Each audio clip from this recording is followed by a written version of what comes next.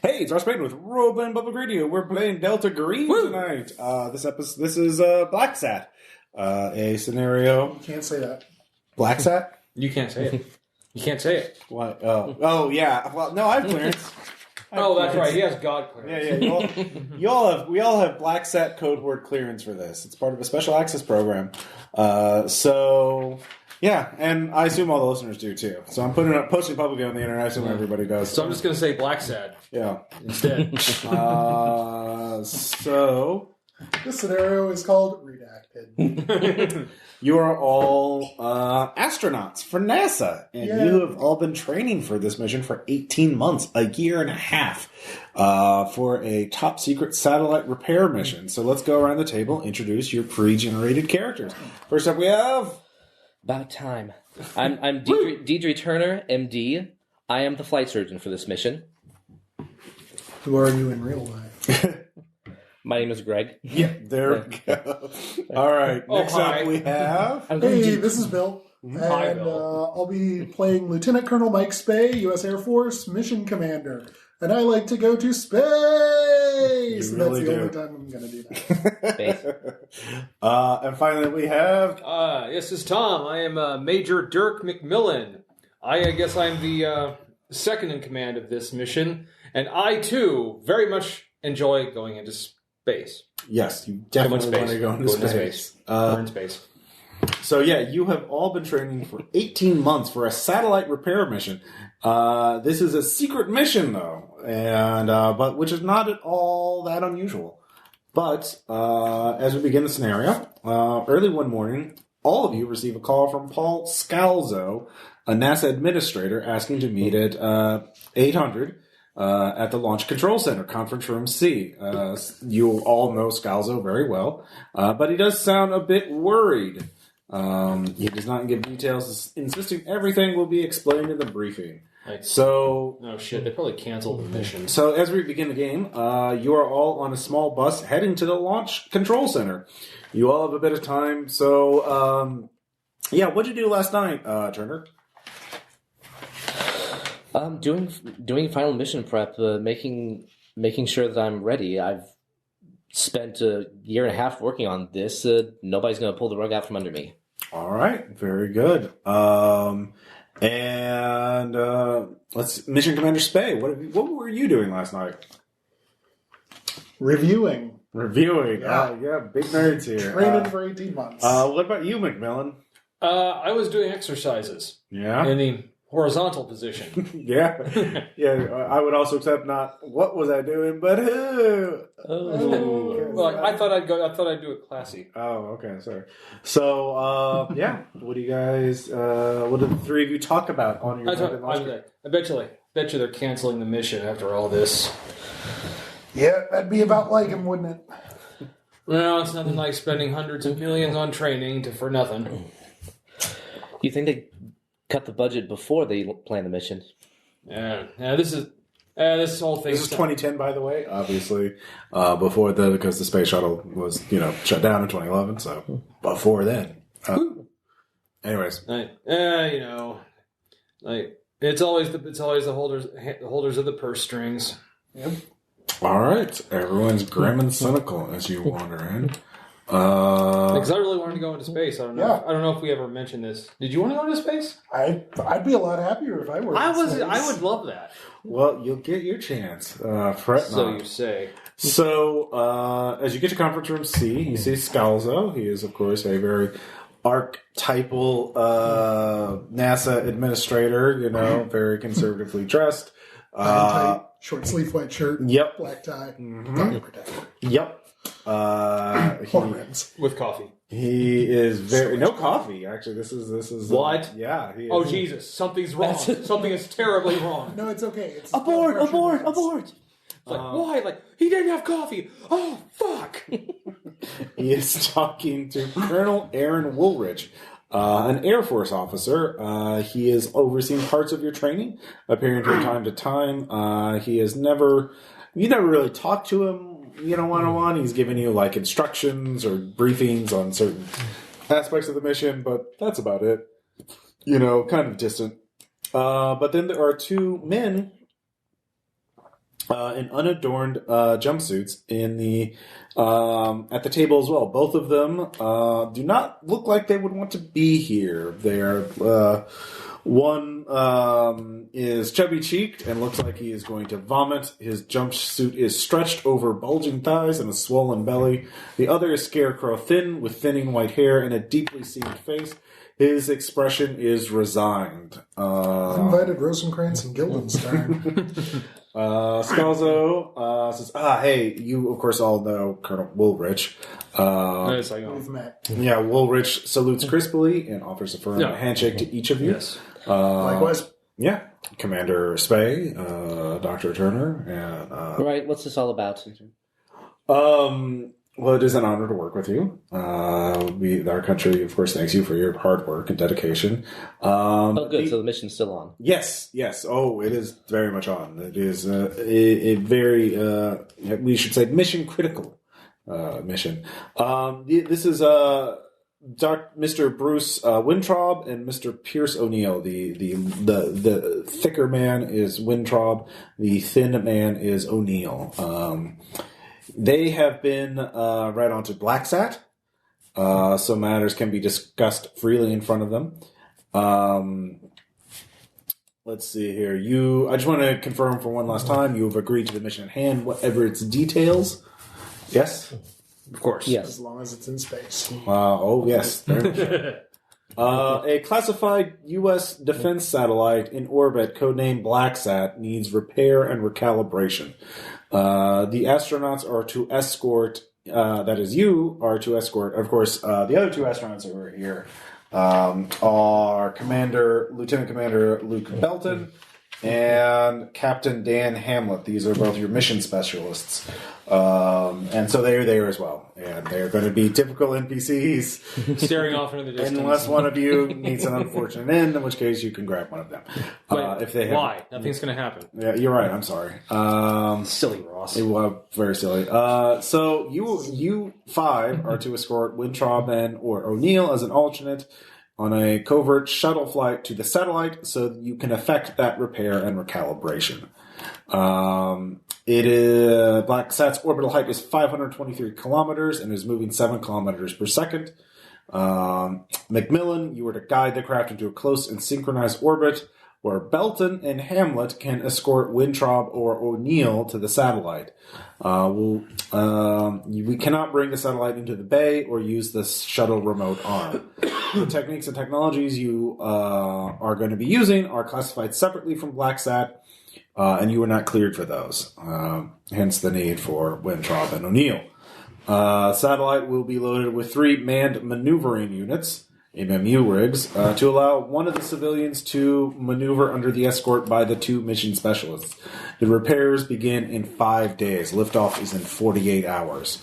Do you have any questions? On the outside, it's like, no, seems reasonable. And like on the inside, like, yes. You can ask questions. I mean, you are allowed to ask questions. So. Civilians? Sir, have they been through any kind of training for this? These are the only men on the planet who can fix BLACKSAT, and they have, but they have no flight training. O'Neill has been scuba diving on vacation once. Look, we agreed to the mission, so of course we're going to go. At this point, Wintraub says, "Look, we're the only ones who will understand the Cordis differentials." And then O'Neill elbows him. I'm not denying your expertise, but you're just now being brought in for a mission that we've been training 18 months for? Woolrich interrupts. Well, I understand your concerns, but it takes a lifetime to understand the very advanced knowledge that these 2 men possess in order to effect repairs. Well, that's what the concern is. If they're the only ones that can do it, how are they going to handle the trip alone? You have 2 days to get them up to speed as much as possible. Oh yeah. It's basically it's time to suck your eyes into the back of your skull. Yes, if you could repair it, obviously we would not, but only they can repair the satellite. Then we better make sure we get them into space alive and conscious. And capable. Yep. Don't worry, I'll see to it. Y'all get there in one piece. Excellent. That's what I want to hear. Are there any other questions? You can. Essentially, if you want to make an 8 times 5 roll, you can. All right. When was the last time they ate? nope. Yeah. 39 under 70? I mean, you still don't know. Wait, are we... It's roll under. Okay. Yeah. Why? Success. What system were you thinking? I don't know. All right. So both of you have success. Well, one thing, you don't even know what BLACKSAT does. That's right, and we're not supposed to ask. Yeah. Which is fine Well, by me. no, we could ask what it does. Technically, that's within clearance. Right. So going on the prior line of questioning, just what exactly does this cam do that we're going to send up civvies with no flight experience whatsoever? It is a deniable anti-satellite weapons platform. If the Russians or Chinese put something unacceptable into orbit, BLACKSAT can degrade its functionality, interfere with its communications, and gradually decay its orbit until it's offline. So actually, it's not dangerous to human beings, nor to anything flying under its own power with a human at the center. Because we've seen space cowboys, it might have nuclear missiles on board. Pretty much. No, it does not. You also no missiles. Dr. Turner, you realize you don't know how long they're supposed to be out there, which might affect. So you could ask about, how long they expect the repairs to take. Yes. Well, that'd be. I thought you said 5 days. No, commence 5 days. The repairs will start in 5 days. You don't know how long they're actually going to be. Like you said, one of them has to go out to the satellite in the space in the MMU. And physically commence repairs. So you want to ask about that? Because we can't latch on and bring it into the space shuttle. Nope. Is it a space shuttle we're taking, I'm guessing? Yeah. Okay. So Winthrop, O'Neill, you'll be performing the repairs yourselves. Will this be a drone operation? No, they will be. They have to get in close to it. I have to pilot the space shuttle near it so they can do this. O'Neill pipes in. I think it should take about 30 minutes, no more than an hour, certainly. If it cannot be done in an hour, it can't be done. Can it be done in stages in case of an emergency, or once it begins, must it continue? Yes, it must continue. Throughout. All right, fair enough. Now it's time to torture them. Okay, out of question. So which one of you is going to be on the shuttle and go crazy while the other one's out there? We'll just shoot you now and make it easy. Because you have to tell us. Well, you'd have to have a gun to shoot somebody. I am a physical specimen. I would just strangle them to death with mainstream. Touche. Any other question? Or just, close the space shuttle doors. Ninja scalpel.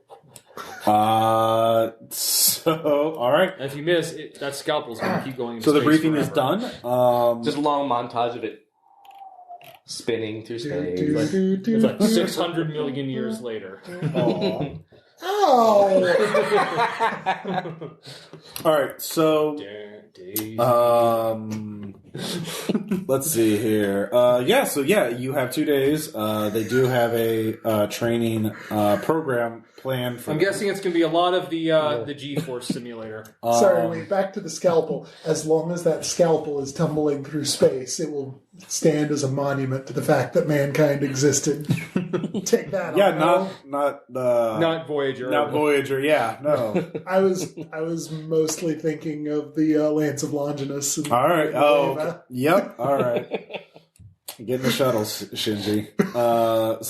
Get in the fucking shuttle. Dr. Turner, are expected to give a physical to both of these civilians as you would with any other astronaut. So it's going to be like Armageddon, like failed, impressively failed.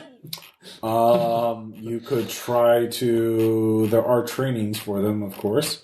Like I said, we're sucking their eyes into the back of their So Hamlet and Belton have been charged with that. So you can get involved with that if you want. Thanks, NPCs. Well, I mean, normally this would be meant for 5 players, but whatever. This is a con scenario. Yeah.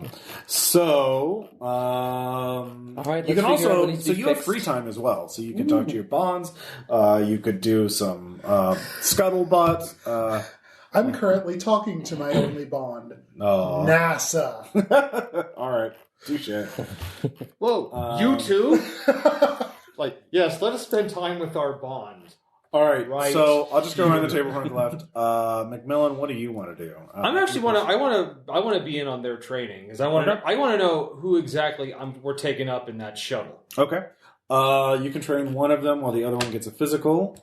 So who do you want to do? We'll say Wintrob will do the training first. Actually, no, they have to do the physicals first before they're going to train. I was going to say, I want to know what they're failing at so that we can shore up that way. And boys also, can actually get find into out. space without. Okay, so they have to do both physicals first. Or the overall way, just find out. Your heart will not survive. All right, so let's get the physicals first because that's going to be the first thing. But actually, so you're waiting for you're helping them prep the training and figure that out. Commander Spay, what do you want to do? You want to make another int times 5 check? Give you some ideas. Sure, but also. Well, yeah, let's see what a 48 under 70 buys me first. I mean, obviously, scuttlebutt. I mean, you're in the military, essentially, so, like, scuttlebutt is the lifeblood of all... Gossip is the lifeblood of all... Fair. Enlisted and officer alike, so you can find out more about Scalzo, Woolrich, or these two mystery men, or the mission itself. That just is one of your first instincts. You don't have to, obviously. Military science air? What are you trying to figure out? I mean, I'm sort of trying to use that almost as an interpersonal kind of skill to gather scuttlebutt. Like, you just do a charisma times 5 if you just want to get generalized gossip. Okay. Yeah, I'm down for that. All right. 16 out of 5. What topic are you most interested in? Like one of the people or the mission? Let's start with the first weird thing, Scalzo. Scalzo. Where is he? Scalzo, you've known pretty well. He is actually, you realize, he's actually, one thing you realize is he's keeping an eye on all of you, because he doesn't want you to find out certain things. So you need to be careful about this, or Scalzo will put a black mark on your record, for being too nosy. So that is what you realize. So you have to be careful. Let's see here. That's about all you can get for Scalzo, but I will give you some info on Woolrich as well. Sure. Woolrich came up through anti-communication operations, did admin work at Tinker Air Force Base in Oklahoma, got an MS in aerospace engineering from California State University at Long Beach. And after that, let's see here. You can give me a military science check. All right. 46 out of 50. He had a 1989 assignment to Edwards Air Force Base in California, and then he be just entirely classified after that. So, very suspect there. Yeah. What are these triangles? So, let's see here. Meanwhile, the physicals. All right. We'll just say you do O'Neill's first. You look over their medical files, both of them. It's a sea of redacted information filled with black marks, omissions, and deletions. Both men have shown moderate nausea resistance during the simulated zero-gravity test on the Vomit Comet, a jetliner named the Weightless Wonder. By flying and challenging up and down parabolas like a roller coaster track, the plane provides 25 seconds of free fall at the top of the arc, paid for by 40 seconds of almost double gravity. Then it starts again. The typical flight repeats 50 times. They are marginally less likely than most to become space sick. Oh, good. But the news doesn't get better. So, go ahead and give me a medicine check. We get some information regardless. But 62 under 80. all right. So, O'Neill. Way to be good at what you're good at. He is in decent physical shape for a casual smoker in his 60s. But he's the worst physical specimen you have ever examined for NASA. His blood pressure, 155/100, is alarming. Ooh. His lung capacity is dismal, and there's a real chance, call it 50-50, of the blood vessels in his eyes rupturing under the force of takeoff. The odds of him suffering a fatal heart attack are only 1 in 10, less than a 1 in 5 odds. She estimates of him having a massive embolism. So you also note the electrical activity in your brain is more intense than usual and far more regular. You notice old scarring down his left side all the way to his foot. It looks like a high voltage surface electrocution scar, as if his skin were wet during a shock. Let's see. Also, the activity in his electrical activity in his brain is more intense than usual and far more regular, almost rhythmic. Yeah, he's got lung damage. He's got weird brain activity. Yeah. So I was like, one more question. Like, we're not going to be held accountable if he dies on takeoff, right? You will. Yes, I will. I mean, under circumstances, there will be a review to see if you were negligible or not, or negligent or not. Which is why I'm doing the physicals first. Yeah. So you want to ask him about anything? The scars that you received. Yes. Working? How long have you been an electrical engineer? I think a while. Yes, an electrical. Been a good electrical engineer. I've been involved in some. Well, I worked at a Union Carbide plant for a while. That's why my lungs are so screwed up. The electrical.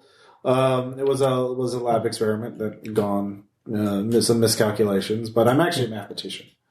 I see. Where did you study? That is classified. The Sages Guild of Carcosa? Is that it? Yeah. So, yeah.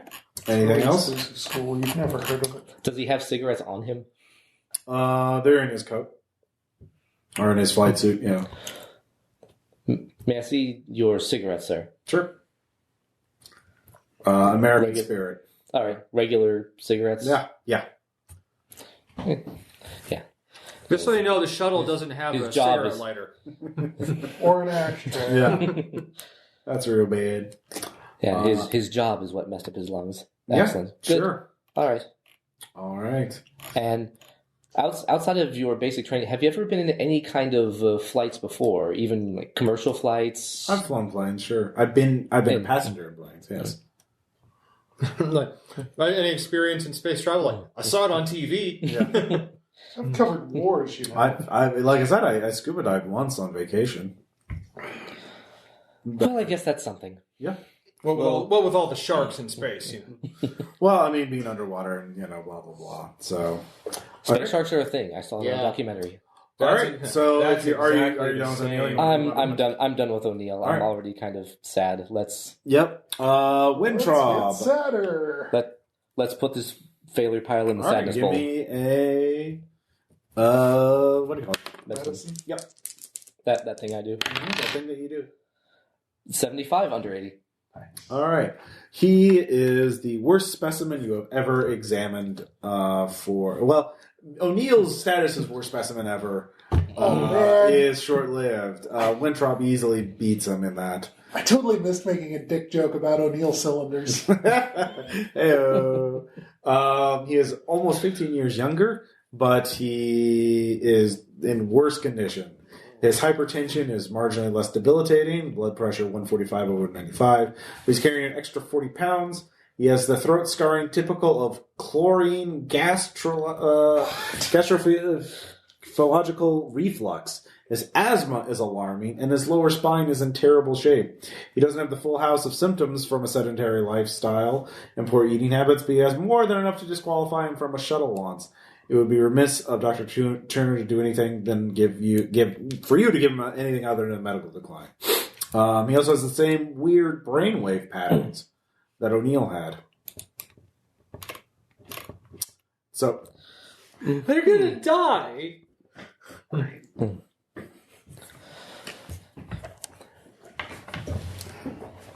You want to question him?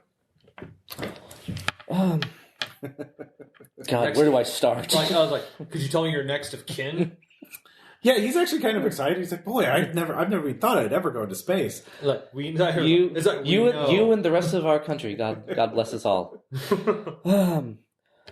So tell me about your professional background. Oh, I'm a What brought mathematician. Yeah. I went to math camp, math club, and there was the science camp and stuff like that when I was growing up. And then and university. Yeah. Also math. Yeah. Calculus, theoretical mathematics. Mm-hmm. Yeah, all that. Yeah. Like the quarter-step differentials. Me and Mr. Kassinger, well, I call him Al now. We worked together for years, so yeah, we're really good at what we do.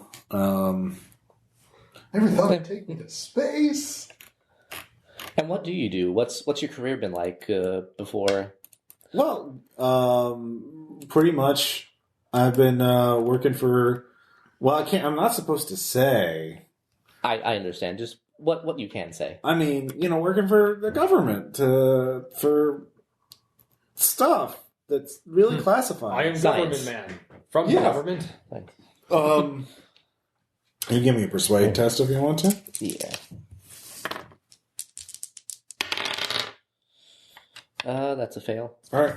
Yeah, he doesn't feel comfortable with it. Hey, tell me, do you know what it's like when your eyes start bleeding because of pressure? Mm-hmm. You will. Yeah, we're just talking about stuff like the cascade entanglement. Well, I guess that's a little. No, it's really more about the multivariate phase. You know, like when you take the falsely but it irrational sounds digit. fascinating. The Portis falsely irrational digit, really specifically, if you want to talk about that. I don't. We try and uncoil it so that we can find the multivariate for the exodata. That's delightful. How would you characterize your diet and exercise regimen?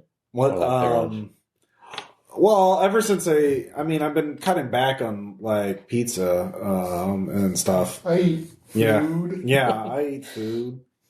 He tells you it's like what they have in the cafeteria a lot of times. I get all the food groups: beer and pizza. Yeah. The doctor asks me how often I exercise. I said 3 times. He said 3 times a day, 3 times a week. I say 3. I have given my answer. Anyway, I walked from my car to here. What do you want from me? all right. Yeah, I'm going to give him a pass for now. Let the pros run him through whatever test they want to. I'm going to look into these brain scans. Or maybe as you walk Do you want by to ask him about it? I have no reason to believe that they would. Yeah, I have no reason to believe that they would know about those or know what relevance they are. I'm guessing as you walk by us, it's like... All right, good. All right, you dismiss them so they can go on with their training.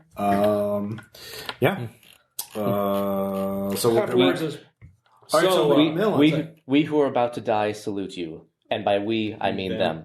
Yeah. Okay, so there's a good chance we're going to have corpses on this ship after we get into orbit. Oh, you have no idea. No, I looked at him. I got a pretty good idea. I mean, I'm not a doctor, but damn. I've got the numbers. I can tell you how far into launch their organs will start to deteriorate. Well, as long as it's only that. Again, it's more the massive stroke or heart attack or embolism that's going to get them. The bleeding eyes. Yeah, the decay implies over time. It's going to be real. What happens when their blood tends to all go to one place? Yep, it's going to be real bad for them. It's very look. My job is negligent. Hey, it's like our job is to get the ship into orbit where it's supposed to be. I mean, no, your job is to get the mission done. Yeah, and they're the mission. So McMillan. They, Wintraub and O'Neill show up for training. So they figured since they're going to be doing, it's going to be a crash course on spacesuits and EVA, extravehicular activity. It occurs in a massive swimming pool. Trainees get into. I've actually seen the swimming pool, by the way. Yeah. In person. Ooh. I toured it in the early 90s. Oh, cool.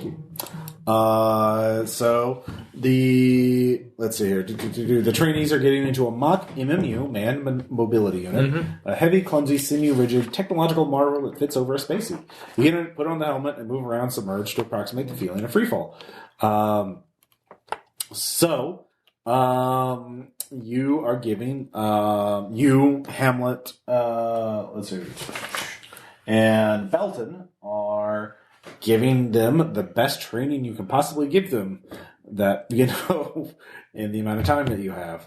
So, let's see here. O'Neill goes up first. And it is attempting operations like opening a hatch and going through it. O'Neill barely manages it on his second try. So, as Wintrobe is getting in it, he is failing several times. He begins complaining about shortness of breath. You can hear the panic rising in his voice. He's like, come on, I don't know if I can do this. I don't. What are you going to do? Pull him out. Well, Belton's like, no, come on, you could do it. I know. We gotta train these guys, man. We can't just give up on them now. We gotta talk them through it. We gotta get them through, push them through this. So Belton is going to try and talk them through the panic, and that's not going well. So don't pass out. Yeah, Maybe that's what he's doing. Apparently, yeah. Belton is not very comforting. Well, neither am I. Whatever you do, don't concentrate what are you on how gonna do? restricted it is on your body.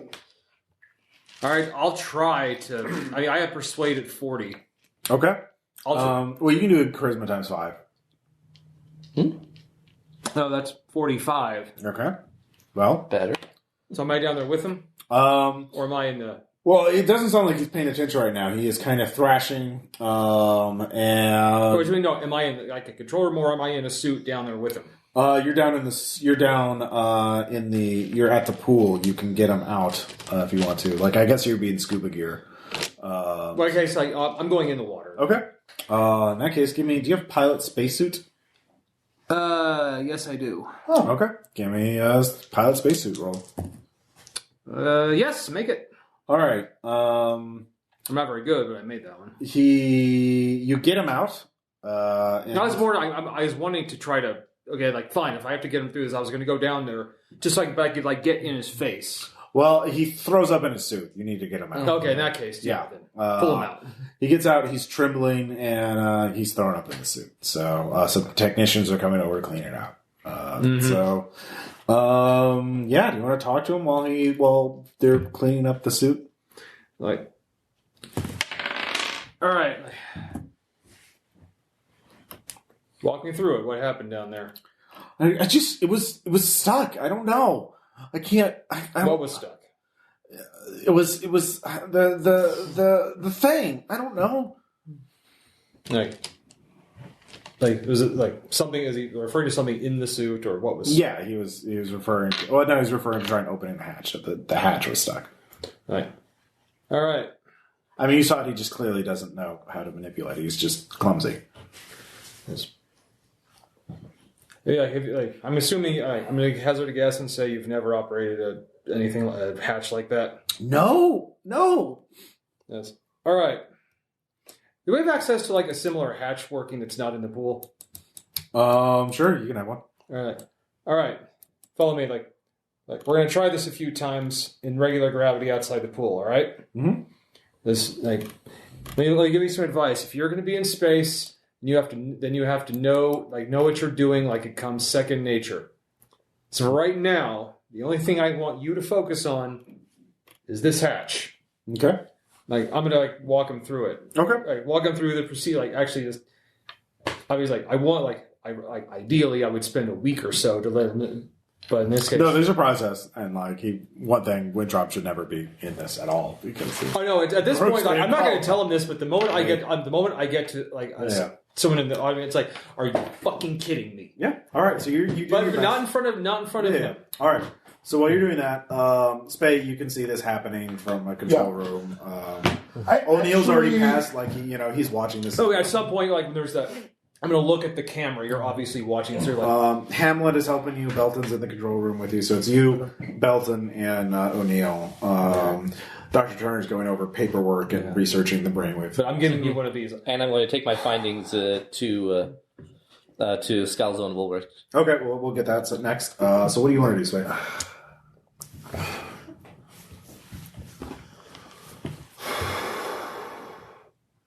O'Neill, right? Mm-hmm. Understanding that, like, whatever you're bringing to the table here is literally mission critical. We need to figure out what we can do in every way to remove obstacles from your path and try to cut your exposure down to just the parts that are your specialty. I don't mean to be rude, but I'm not going to mince words. The sort of things that, you're just going to need to do by virtue of being in orbit are going to make this vastly more complicated, and if we can do anything to uncomplicate that. Okay. Give me a persuade check. It's like, we're going to need to find a way to unfuck this. Don't have persuade. Charisma times 5. Okay. On 7 Okay. out of 55. So, yeah. So you don't think he can function in space? I'm slightly less concerned about him, but I'm mostly casting this in context of the shit show that's happening that we're all watching. Well, I don't have much pull with Woolrich, but I'll say that I can. This mission is very dangerous. I will say that. Someone may not make it. If Winthrop can't do it, then I'll go. I'll tell Woolrich, but I don't know what he'll do. Do I have a moment to like come up to the control room for a second? Sure. Like, all right, if this is going to happen with just him opening the hatch, like, and he's panicking in the water, I don't know what the hell he's going to do in space. Like, there is only so much we can do. All right. I mean, and the only if you really want to avoid something like this, maybe we would have to physically go with them. I mean, if we're gonna be out in space, they might have to have someone with them at all times to keep them calm. Well, the plan is that Hamlet and Belton will be with one of them out in space to do the repair. So you would have two trained astronauts. Look, as long as you're sure that the shit show has to go on, then yeah, someone's got to be with them at all times. Well, according to Woolrich, it does have to go on. So I know, and look, sort of a given at this point. Yeah, that's why I'm not saying let's abort this right now, because I know that's not an option. Let's just find a good place to live in the possibility space we've been given. All right. So that you two, you were all talking about that. O'Neill sympathetic to your concerns. He will. You can meet both in human checks. Strangely enough, don't have that. Nor do I. Then you have it at base. Right. Sorry, they don't have the. No worries. Human base is 10. So. Nope. All right. For free, I will say you realize these people are spooks. Actually, you've met people like these before that their lives are redacted and they live in the shadow. Oh, I figured it was something like that. Yeah, so these... I mean, especially O'Neill. Yeah. Like, Winthrop also, yes, in an analyst kind of sense, but given that he's already said an uh-oh word... Winthrop reminds you more of a puppy who has just been kicked. He is... Yeah, but I'm going to... says, now look, I know that we're responsible for the mission, but... there's no such thing as flying casual and smooth into orbit. If one of them dies from that, there is literally nothing we can do. We cannot make the trip any smoother, any safer. Like, if they're going to die in the flight, they're going to die in the flight. Period. Are you telling this to O'Neill, or are you going to go find Woolrich and tell him? Oh no, I'm not. You're just venting at this point. I'm just venting. Okay. All right. So yeah, you guys are venting. Belton agrees. He's not happy about this either. Meanwhile, Dr. Turner, give me another message check to research weird brainwaves. Brainwaves. 59 under 80. Yeah, Yep. You actually compare both their brainwaves, and they pretty much have the same rhythm, which... Weird. That's not... What? No. What can I glean from that? Absolutely nothing. It's just weird. That's not a thing that happens. It's That's not what a you thing that glean from it. You do know that you the only thing you can speculate this is they're spooks who've been messing around with technology, gotten cutting edge, bleeding edge stuff that's been under skunk work projects. This is like Area 51 type shit. Like, who the fuck knows? So you have no idea. The only people who may explain it to you are the people who are having those brainwaves, i.e. them. Or Woolrich.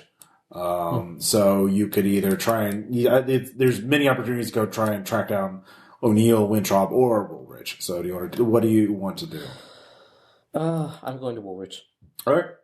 No, I'll talk to the rest of the crew because I may need them to back me up on this. Yeah. Yep. All right. You share findings with everybody. Okay. So everybody's up to date. Both of you two give me int times 5 checks. Me?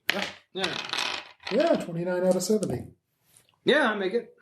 Oh, is it 44? Is that a... That is a crit success. All right. Nice. She does mention a name that Winthrop mentioned during the physical. Yeah. And you realize from the context that he was actually referring to O'Neill. So Al Kansinger may be O'Neill's real name. So... Well, let's hit the dossiers. Are you going to do some research? Well, I mean, you've already looked at the dossiers that they've given. It's heavily redacted. You could do research on your own. Yeah.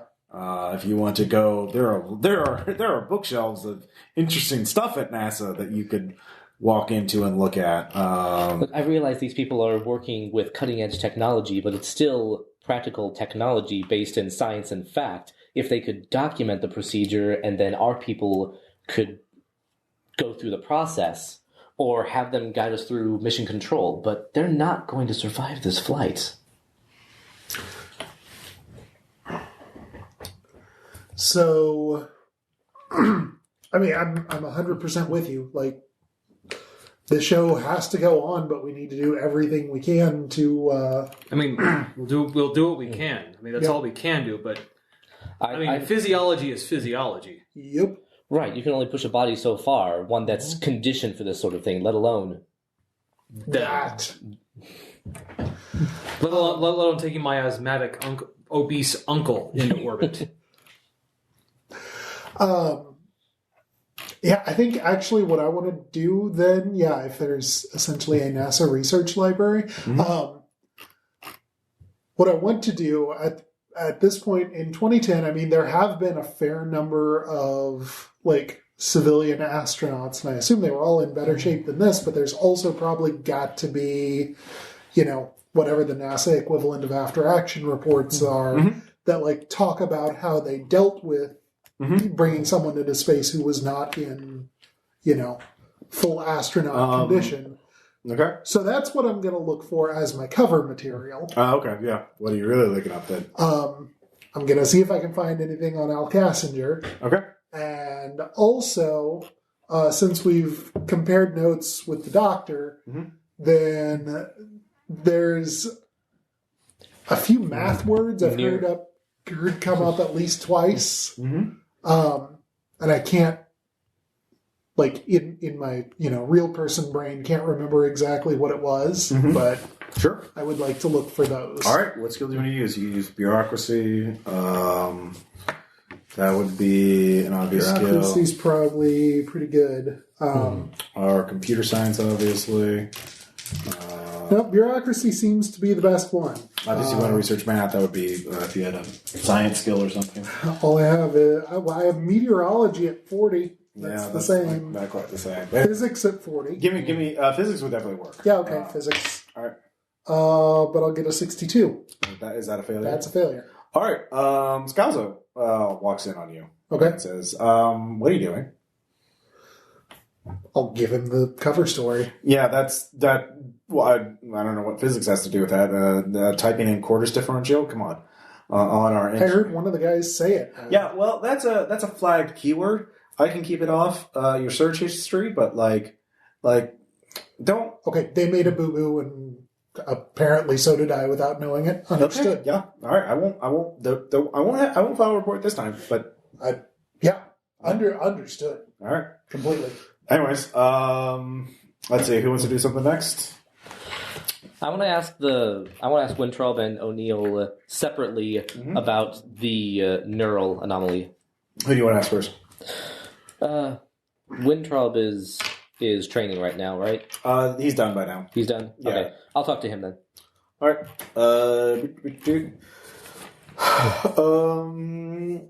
What do you want to know about them? Oh wow, that's cool, isn't it? Huh? It really is, but it's unusual.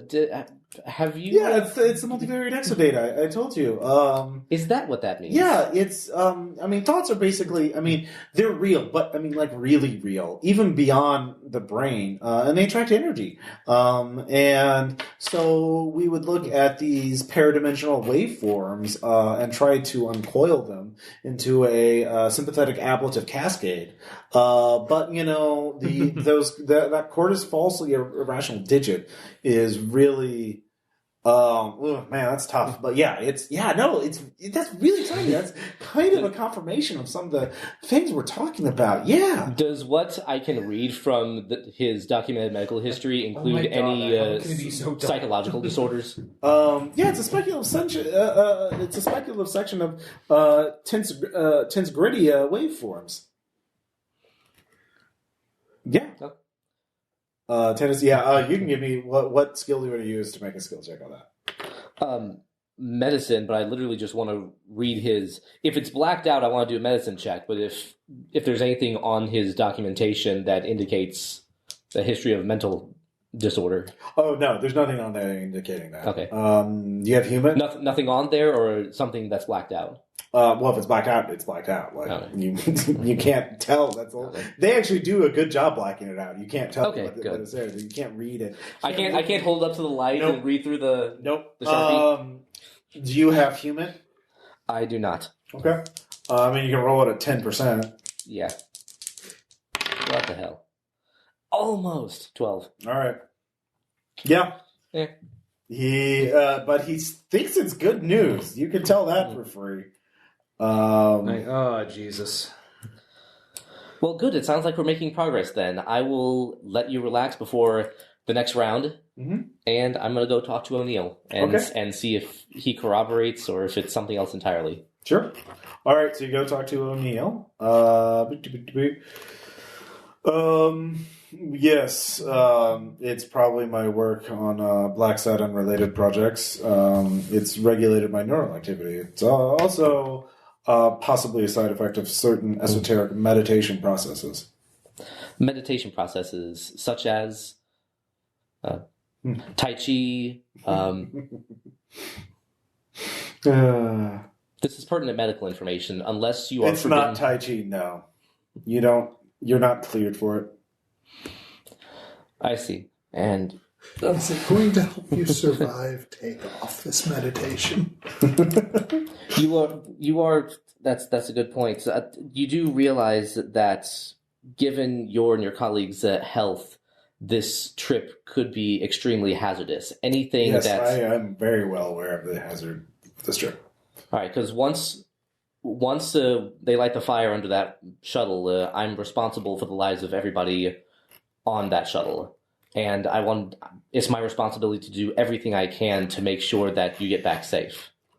I understand. I don't want to jeopardize your assignment or the secretness of that assignment, but if there's anything that will help me better see to your needs, then I need to know. I really don't see anything at this stage. It is what it is. And it's in some ways better if you don't know. If you insist. Yeah. All right. Yeah. So, you don't have any physics training, do you? Physics, no. Good. Science, biology. No, that's good. Yeah. Ooh, psychotherapy. Yep. All right. That'll come in handy afterwards. You're assuming there's an afterwards. That's sweet. So, Not metagaming yet. yeah, this takes pretty much the first day as you continue with your training and you're poking around and talking to them. So, what do you do in your night downtime before the final day before lunch? Chew out the admins. You want to have that meeting with Woolrich and Scalzo? Yes, I want to formally request that they be relegated to mission control and guide professionals who will actually survive the trip through the process. All right. Are you telling other people that you want to go, or are you just going on your own? All right. Are you going to go? Smith? Yeah. All right. McMillan? Mm-hmm. All right. So you go to Woolrich, who is above Scalzo for this mission. So what do you say to him? Well, if not to rain on the parade, I want this mission to go off as much as anybody, but if you send these two gentlemen up there in this condition, then that shuttle will be the world's most expensive coffin. They are nowhere near ready. If we had months, maybe. I understand. Do you all feel this way? I think our whole thing is like, look, we understand mission. And if the mission says we have to take them, we have to take them. We're just here to voicing our concerns that they may not survive the trip. And also letting you know, if they don't, there's nothing we can do about that. Alternatively, with their expertise, they could be relegated to mission control and guide professionals through That's the not process. Possible. The mission parameters require that one of them be in close proximity to the satellite to effect repairs. In order to, are the tools specialized? That's classified. But one of them must get physically close to the satellite. Cannot be done from mission control. And both gentlemen understand what's at stake for them going on this mission. Yes. Oh, yes. Very much so. How long ago were they informed that they would be involved in this mission? That's classified. I will present. I will present your concerns. Look. Here's the thing is, again, we're military. We know what orders are. We'll carry them out regardless. But there's no such thing as smooth flying into space. I understand. I will present your concerns. But continue on as. We'll do it. Of course, sir. We'll do it. Thank you. And I think abridging, any other possibility. I think all of us just wanted it stated for the record. Mm-hmm. Because we all want this mission to succeed. Yes. Absolutely. Mm-hmm. You have my recommendation. I also found unique neurological patterns in my research, and it was corroborated by the two gentlemen. Mm-hmm. And one of them mentioned that he had a unique meditation regimen, and I'm curious about that. Anything that might help me regulate. You don't need to know about that. If it keeps them alive, I may very well need to know that. Yeah, I will present your concerns. I mean, in what way does a person's meditation regimen affect their ability to perform diagnostics or repairs on a satellite?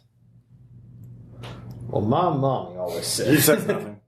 I understand your concerns. I will present them. But this meeting is over. Continue on. Damn it, Ross. What's the key word to get made into a friendly? All right, so that's the end of the first day. And you have one. Basically, this is going to be your last night before you go get strapped into the shuttle. So what y'all going to do before you go? Next day? Yeah. It's just going to be making sure getting them through the. Well, this is your downtime. What are you doing on your own? Like, what is the this is your last night on. I'm actually I'm just coming up. I'm making a whole 24-hour crash. Course of everything they need to know, so they don't freak out while they're in their spacesuits in space, where we can't just bring them to the surface. Okay. I'm doing everything get them through this. So you're just focusing on the mission. Yeah. Okay. For once, I'm just like, God, I want to, but now is not the time. All right, that's what you do your last night on Earth. What? Wait. I'm sorry. What'd you say? I mean, it's literally true. And then you'll be in space.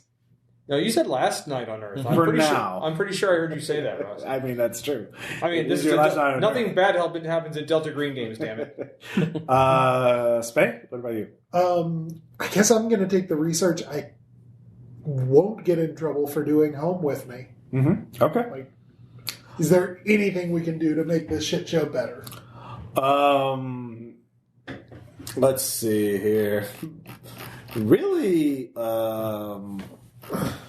yeah, you come back to this thing that, how the fuck this doesn't, why does it require them particularly? What kind of technology requires a particular person? I'll let you make a military science air check with the information you have. Oh, yeah, 35 out of 50. All right. You do get up some more information as you're a little craftier about this shit. Yeah. By the by, since I'm doing this on my own time, I'm at least going to try and do it through an onion router. Okay, sure. So one of the first things you find up, you do look up Al Cassinger, and he is actually, you find a picture of him at the Black Hats and Black Ops at a security conference, giving a presentation called Black Hats and Black Ops, the Future of Security in the Information Age. And this was in the 80s. And then there's a newspaper report with someone with that name arrested in 1985 for attempting to burgle a Hindu temple in Indiana. So you get that. He is, you also do get a white paper. You did hear about the Cordis. There's a brilliant man named Stephen Cordis who left behind something called some white paper, and it is highly classified. But there's a reference to it at some place some facility codenamed Mustang Fields in Wyoming. That's a code name. That's not sure. Yeah. So you assume that this is some sort of NSA or three-letter agency facility where O'Neill and Winthrop have been studying this white paper. The Hindu temple. If I look into that, that's pretty broad. There is a lot of variety in Hindu. It's literally just like a 2-paragraph story in a local newspaper. Okay. But if I just Google that temple, No, it's closed down. Okay. So. All right. Yeah. It's weird, but you spend the night doing that until you realize you have to go to sleep. So Dr. Turner, what are you doing your last night on Earth? I need to decompress. I'm going to do some cycling and then call my parents. All right. What are you talking about? Just de-stress, talk to them about the mission in broad terms. I'll make up something. Mm-hmm. Tell them about our new friends and how I'm just not confident that they're ready for this, but we're doing everything we can. Well, that's a big violation of OPSEC. You are doing a secret mission. You can't talk about how your civilian friends are not qualified to be on the astronaut. So I didn't say they're unqualified. I just said I wasn't sure that they're ready. Okay. But we're doing everything we can, and I'll make up something obviously not say anything about the satellite. Okay. We're doing surveying operation over. Sure. All right, you're vague. But yeah, set up a space force. They believe in you, though. They know you can do it. They have all the faith in the world about you. They'll be praying for you. But yeah, the morning of you get a call. The mission is proceeding unaltered. So after your concerns were taken into consideration, but the mission is too important not to continue. That was a foregone conclusion. Yep. Your complaints have been registered. More our concerns. Yep. Let's see here. But look, I said, once again, as Air Force, like if they say we take these people into space, we take these people into By space. God. So, it is launch day now. Spade and McMillan are in the cockpit with the other 5 crammed into the middeck of the space shuttle. Captain Belton is the jump master, seated in the forward left seat in the unlikely event of a bailout using the in-flight crew escape system. unlikely event. He's the one who blows the hatch and deploys the escape pool. We'll deal with that. So the crew members are dressed in puffy orange. Advanced crew escape suits, which everyone just calls the pumpkin suit. Wintraub is crying as the countdown proceeds, and O'Neill is trying to comfort him. They're there. They're in the rear seats with Turner in between them. Yeah, and you and I were probably way too focused on. Can I launch roll prep. psychotherapy to give him a little chill? Sure. If you critically fail, that's going to be so bad. Oh, God. I think you mean so awesome. I could save everybody's life just by botching this one roll. Alright, I think I need another beer. Yeah, that'd be Aaron worthy. It's not a crit fail, but it's a fail. Yeah, he's real sad. He's real not happy about it. I changed my mind. I was like, oh, it's a little late for that. He's like, I want you to know that we're on top, like that we're basically on top. $4 Materfamiliars from Mother's Brewing. Just try not to think you're sitting on top of a giant skyscraper-sized bomb. I mean, you are. Yeah. But don't think about it. Built by the lowest bidder. All right. So Spade and McMillan, despite your titles, there's actually not much to do during the launch. No, I've actually seen a lot of launches. I know that's at this point we're pretty much just like We're waiting for the bomb to detonate, hopefully controlled. Yeah, it's heavily automated unless something goes bad. Essentially, like mission commander, you have the abort switch. Something goes wrong, especially if it goes very wrong, then you'll have something to do. But until then, Not really. Yeah. I was like, in fact, I'm like, look, we're not gonna if something goes wrong, we're not gonna be able to help you. We'll be too busy screaming to do anything. If something bad happens, mission commander gets to choose to abort and which abort option you want to choose. Yeah. To be clear, I read both of those and my character traits. Mm-hmm. They don't exist as far as I'm concerned. Damn. Yep. All right. So, if it's not imminent danger of all of us dying, and even then. So we're going to handle this second by second, leading up to and after launch time, which is T.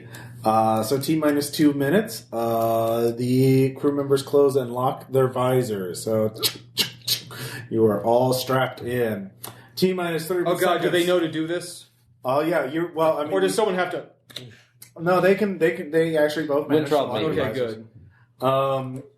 T minus 31 seconds. Ground launch sequencer is a go for auto sequence start. T minus 10 seconds. Main engine hydrogen burn off systems activate. You all feel the rumble. T minus 6 seconds. Okay, this is the time I start to oh yeah. Yeah, baby. T minus 6 seconds. The main engine starts. If we could do it, take helmets, yeah. That would be unprofessional. But we got we're nothing. Who's a man and a half? I'm a man and a half. So T minus 6 seconds, the main engine starts. The entire launch stack of shuttle, fuel pod, and boosters pitches down about 6 feet. This is known as the nod or the twang. So get ready, rookies. Now the real vomit comet starts. Yeah. Rip and tear! Rip and tear! You can all feel it in your guts, in your belly. And we love it. Yeah, it is. You are at the edge of human existence. Very few have been in your position, and very few will ever be in your position. You know what? It's there's one thing on this planet better than sex. And this is it. Yeah, by far, apparently. It's literally what my character thinks. The SRBs, at T minus 0 seconds, the instant of launch, The solid rocket boosters, the SRBs, ignite. Explosive bolts release the boosters and liftoff. You feel the vibrations of the incredible, deafening roar in your bones. It is overwhelming. Every sense in your body is just overwhelmed with the sound, with the feel. You can taste the explosion. I know, it's so ear intense. to ear grin. Oh yeah, no. You are every neuron in your brain is firing. I pee a little. Yeah, it is. Well, you're in a spacesuit. You can pee as much as you want. So T plus 12 seconds. The shuttle starts to pitch and roll right on schedule. Instead of lying on their backs, facing upwards, the crew is now inclined, knees overhead. The craft makes about 1.7 G forces. So someone who normally weighs 70 kilograms now feels like they weigh 120 kilograms. So all astronauts see a gray, speckly fog as G forces impact your optic nerves. So Winthrop starts gasping. He is experiencing terrible pains. I can't move. Well, if you want to get out of your seat at this point, you can try. I don't think I can. Protocol is to wait until reaching microgravity, which is T plus 8 minutes, 30 seconds. You're at T plus 12. If you think Winthrop could make 8.5, he's going to have to. Well, you have free will. You can break protocol if you want. You don't have to, though. I'm waiting. All right, T plus 19 seconds. The roll is complete. Winthrop is screaming. Woolrich cuts. You're just, and then silence. You realize someone's cut his mic. Probably Woolrich. Woolrich tells you, Winthrop's heart rate and blood pressure have leaped into danger zone. Watch them prepare for treatment when you reach orbit. Danger zone. So sorry, Ross. We absolutely had to do that. Sorry, what? Danger zone. You're very much in the danger zone right now. So, but we love it. Mission control, turn his mic back on. I need to know if he stops making noise. I'll let you know. Noted. Yeah, give me a sand check for helplessness. What is... Oh, there it is. Yep. That's a fail. All right, lose one sand. Could be worse. Yeah, T plus 38 seconds. Shuttle reaches max Q, the point of greatest aerodynamic stress on the vehicle. The throttle automatically eases back as the spacecraft breaks the sound barrier. Mission control, Capcom restores Winthrop's mic for you, Turner, but cuts her mic from everyone else. But Fair Winthrop. O'Neill, the rest of you can hear O'Neill. What's going on? What's happening to Winthrop? So what are you going to do? Winthrop, talk to me.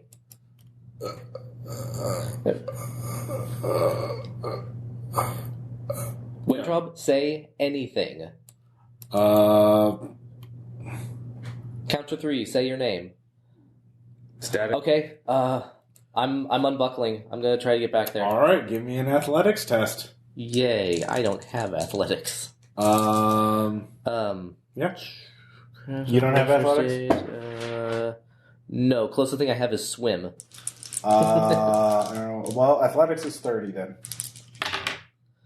Success 5. Wow. All right.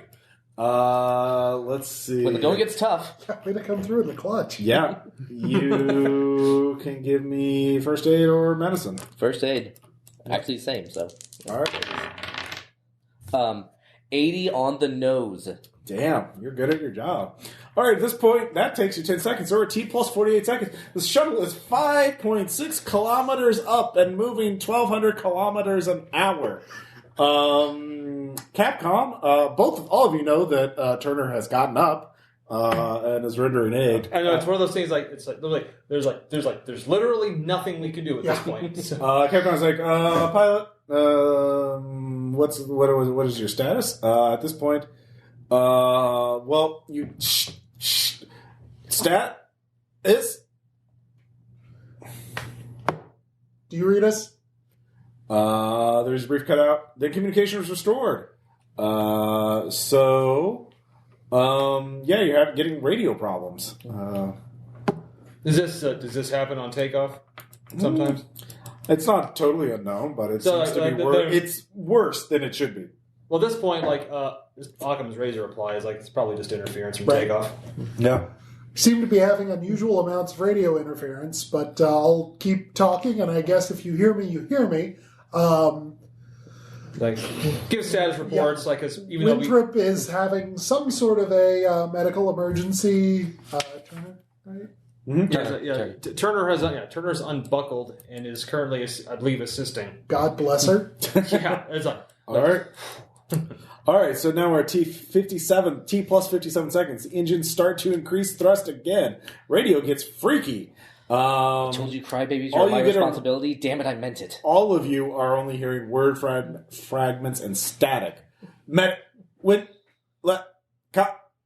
Proceed, radio, O'Neill, and that kind of thing. So, at this point, all rolls are at -20 except for pilot. So but you already succeeded because you decided to jump on that.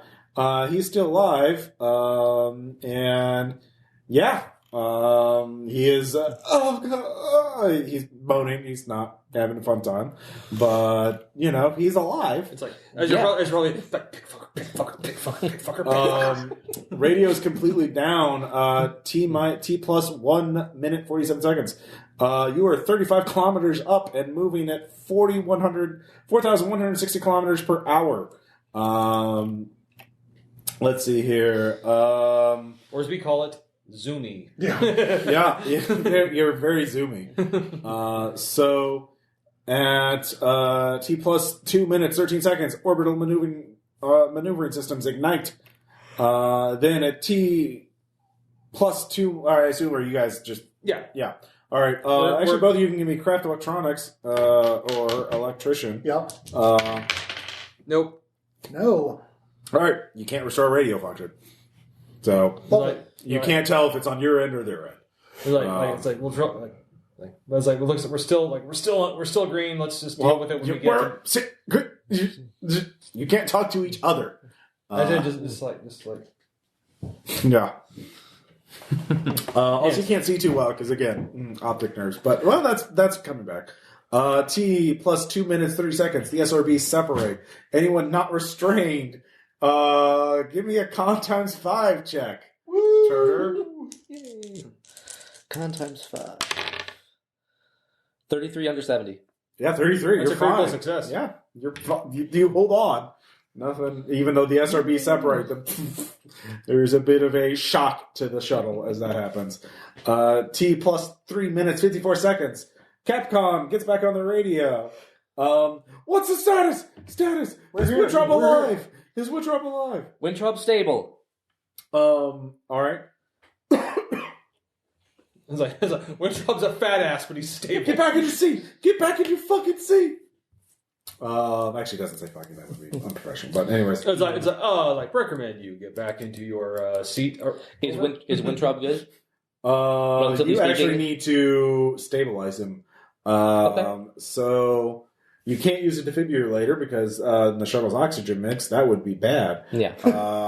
So that's bad. Let's see here. An anastraplasy injection could save him. Give me a medicine check at -20 due to extraordinary circumstances. 17 under 60. Damn, all right. He survives. He passes out. So, yeah. You're pretty sure he's alive. You can hear him breathing, you think. But, yeah, he is...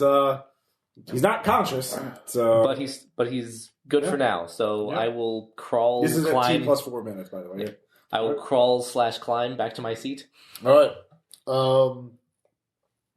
Let's see here. Radio's still out at T plus 4 minutes 56 seconds. Let's see. It went back out?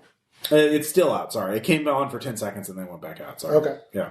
Let's see here. Spay or McMillan. You can both give me pilot checks. Yeah, both of us. Mm-hmm. Specifically spacecraft? Yeah. 22. Fail. All right. That's why there's two of us. Radio's still out, but things seem all right on your end. Like crit.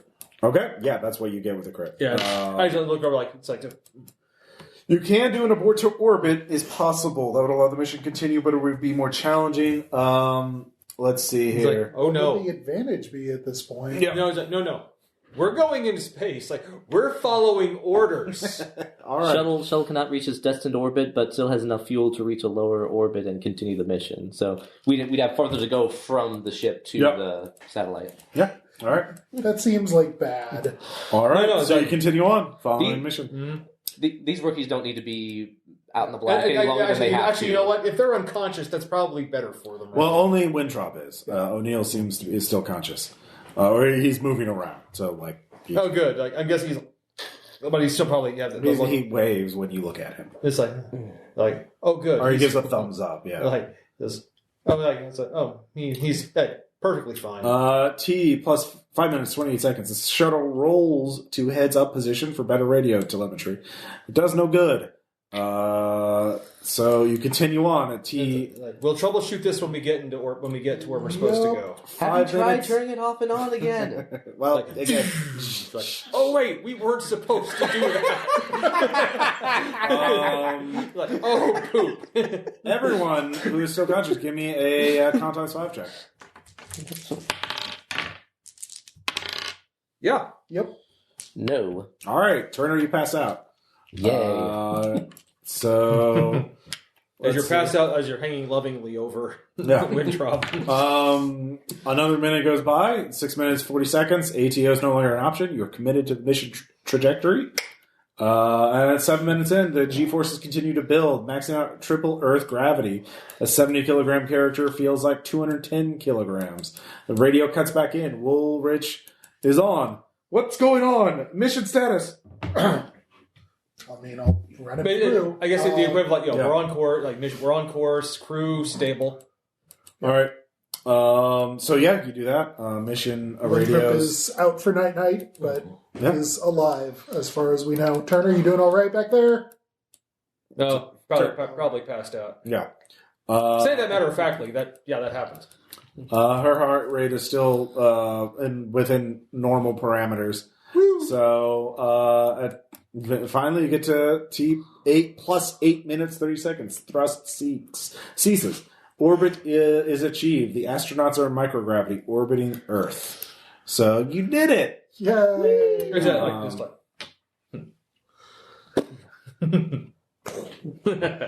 just We did it. Oh wait, wrong Soulsy game. All right, so he, Wintrop has had a heart attack. He has been stabilized, but he is never mind. conscious. Actually, you know what? It kind of strikes me that after the mission's complete, if they die on re-entry, not such a big deal. Yeah. He is, when he wakes up, he will be moaning and out of it. Just, as well he should. delirious. Shame on you for putting us through this, sir. Shame on you. O'Neill is not great, but he is still operating. Conscious. Yeah, conscious. All right. Doesn't seem to have an embolism, but who could say? All right, everyone, give me a status. How we doing back there? All right. Have I woken up yet? Yeah. Okay. You wake up. He's like, sorry, he's like had a standard blackout. That happens.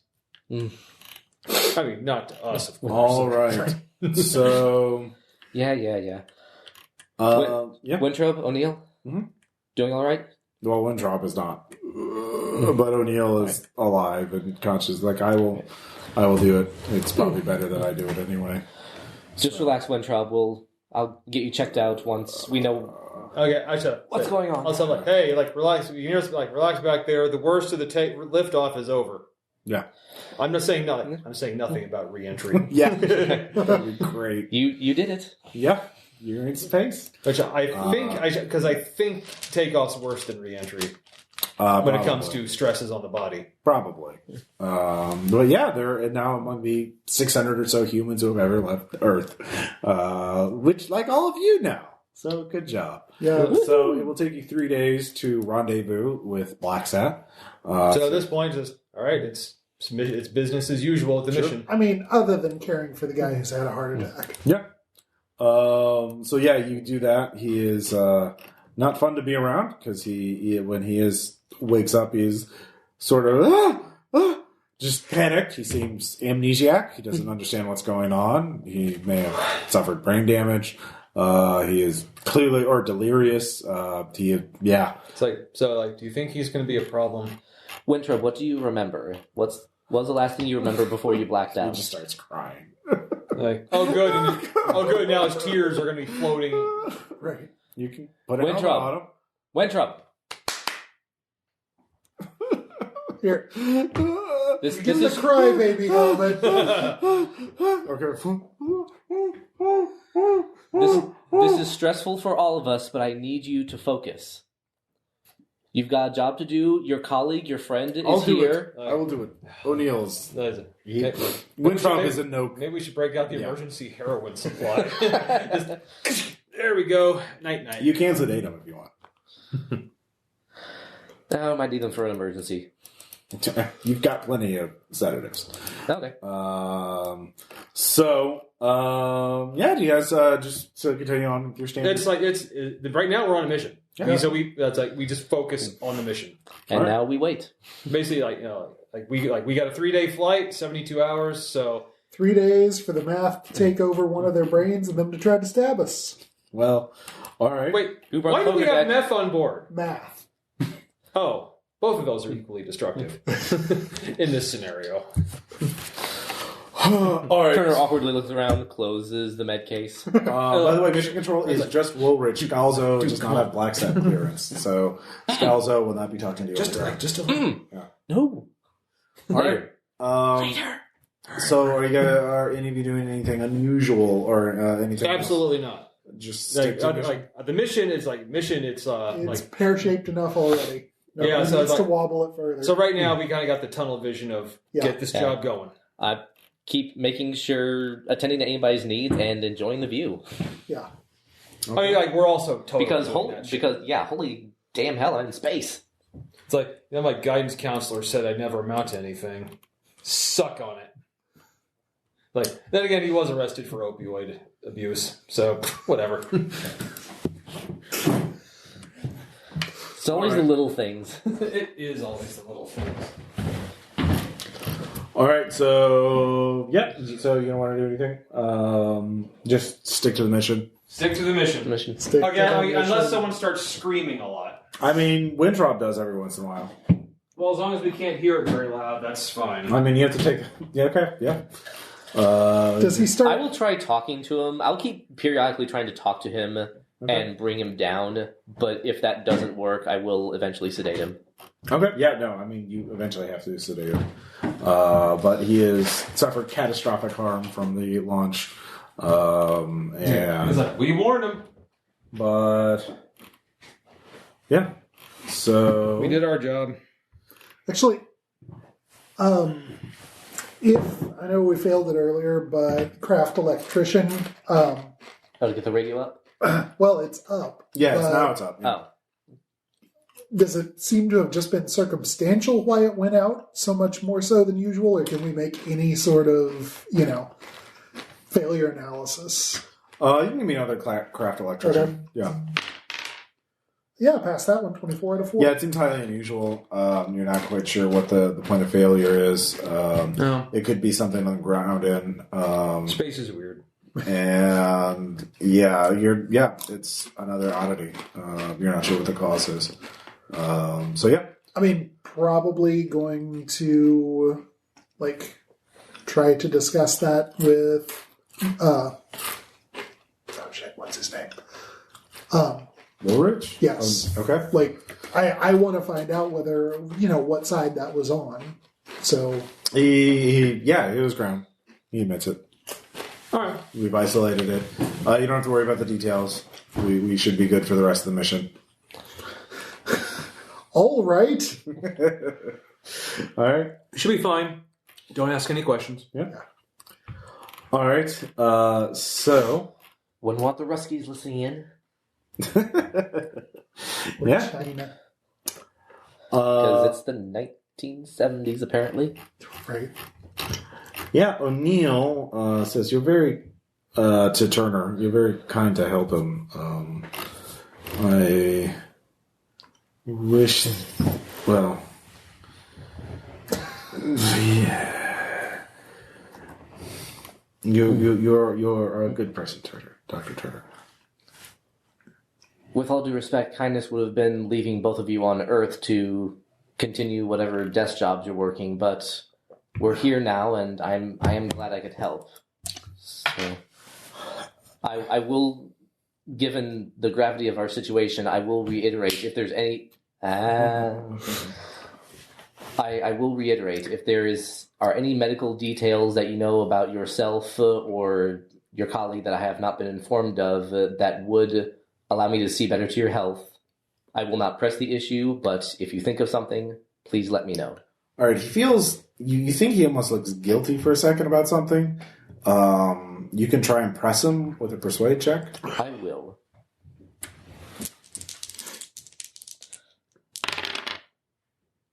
Ought 5. Good timing. He motions for you to shut off your mics so that ground control can't hear. I do. Boop. Yep. This mission involves sciences that I know you don't understand, and very few people do. But in order to do what we need to do on BLACKSAT, thought has form. Thought has a reality to it. And this reality, this is a form of power. And there's a type of power that could only be supplied by unspooling a pattern of human consciousness. This isn't one of those LSD tests from years back, is it? No. The plan is to...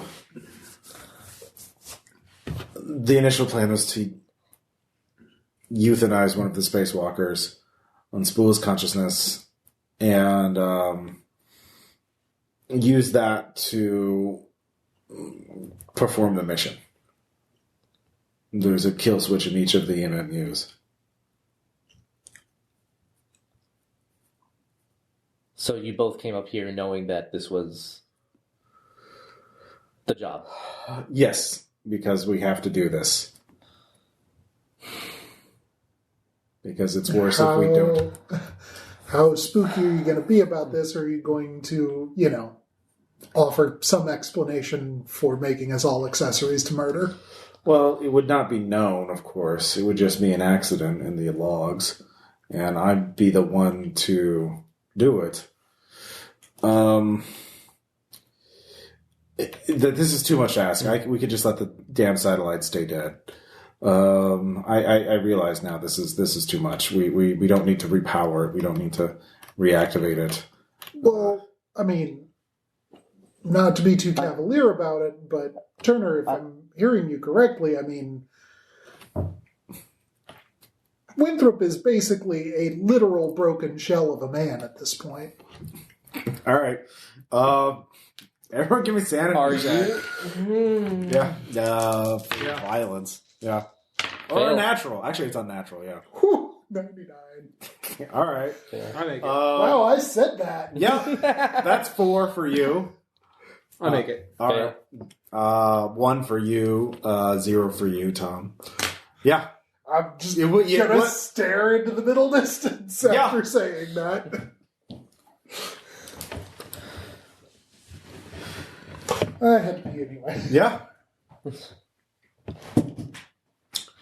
O'Neill is taken back by this, but there is a rationale for that. Yes. Yeah, I'm not this.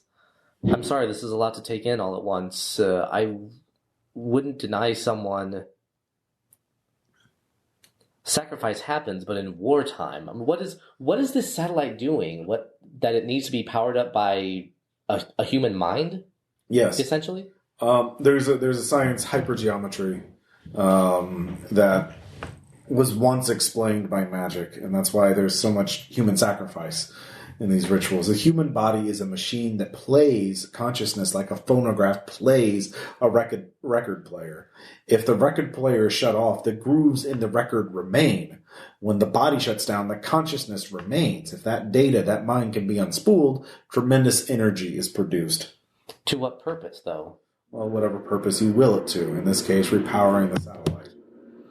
And why is that preferable to, say, conventional energy production? Well, this satellite can deniably knock another satellite out of orbit.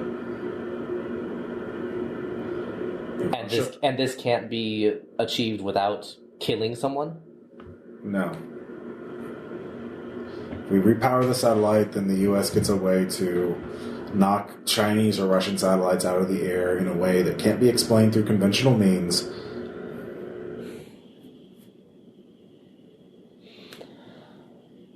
A lot of effort was put into this mission. I won't...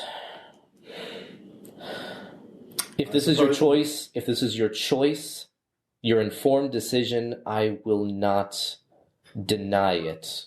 When Trump was willing to go all the way, I suppose we could use him for the unspooling. So, but there are kill switches on each of the MMUs. I could show you where they are, so you can disable them in case Mission Control gets another idea. Belton or Hamlin are very keen on that. Yeah.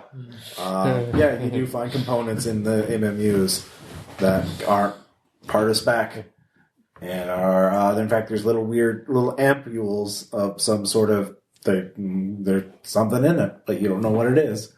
You're like, Happy juice? do you want to open it? No. Yeah, you probably. We're in a zero-G environment. Come on. Yeah, well, you don't know what's in it.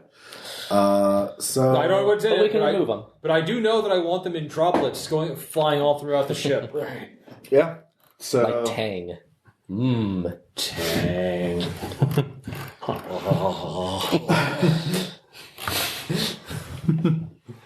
Who wants screwdrivers? So at this point, O'Neill just starts talking more. Oh, great. Yeah. It's always great when the NPC in the Cthulhu game starts talking some more. So 3 days of this. Geometry is observer dependent in a way that Heisenberg never imagined. Consciousness is mathematics. There was a woman, Kaizai Mason, studied the manipulation of consciousness in physics throughout hypergeometry in the late 1600s. Keziah Mason? Keziah Mason, sorry, yeah. She called her work spells, but hypergeometry has been encoded in folklore for centuries. I've clashed rather violently with the worldviews of my superiors, but I've produced results. BLACKSAT has a range of 37,000 kilometers and creates a gravity whirl. It can make an object about 1.5 kilograms heavier for up to 15 minutes. Then it loses power for 8 hours.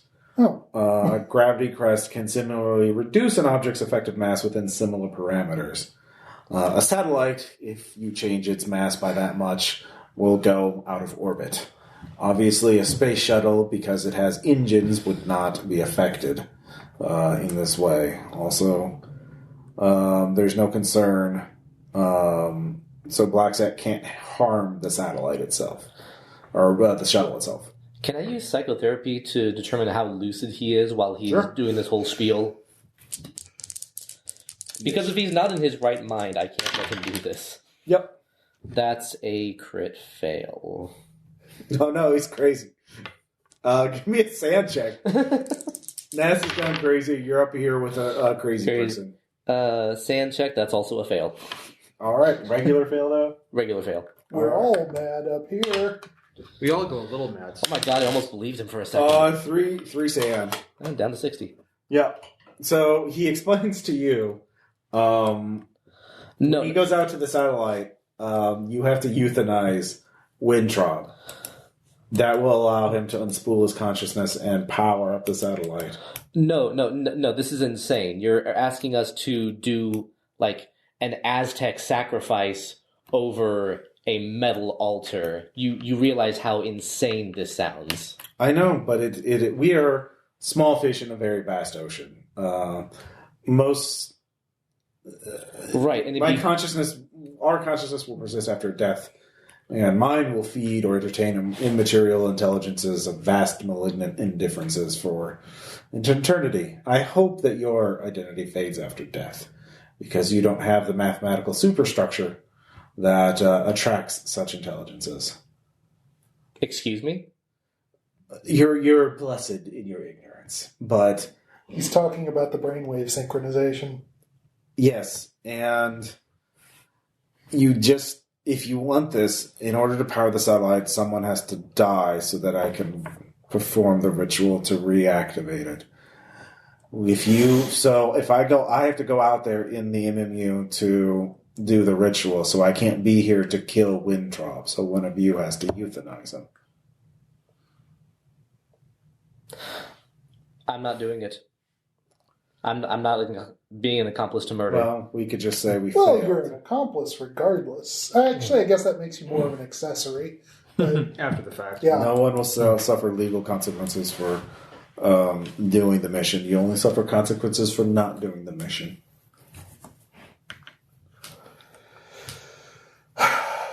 Say it. RMS. I mean, if either of you do it, I mean, I don't want to do it. I'm willing to take the consequences of not doing it. We can just rendezvous with the satellite and say we did it and not do it. But yes, that. But then they will know it doesn't. We can just say it didn't work. It failed. I mean,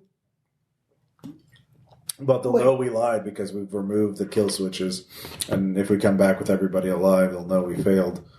So there goes your careers. Right. But I mean, I'm going to go back to a windowless room and work on math for the rest of my life anyway. You almost sound as though you want this. I don't know what I want anymore. Well, we're definitely not going. We're definitely not going back with the mission failed. Not doing that shit. Then you have. So, I mean, Turner, I really want you to be honest So with me you here. just want to spill his blood on whatever. If that means I go back into space? Yes. You could simply give him an overdose. Yeah. Well, I mean, it's like it's not like it could be as simple as it could be just a syringe with full of air.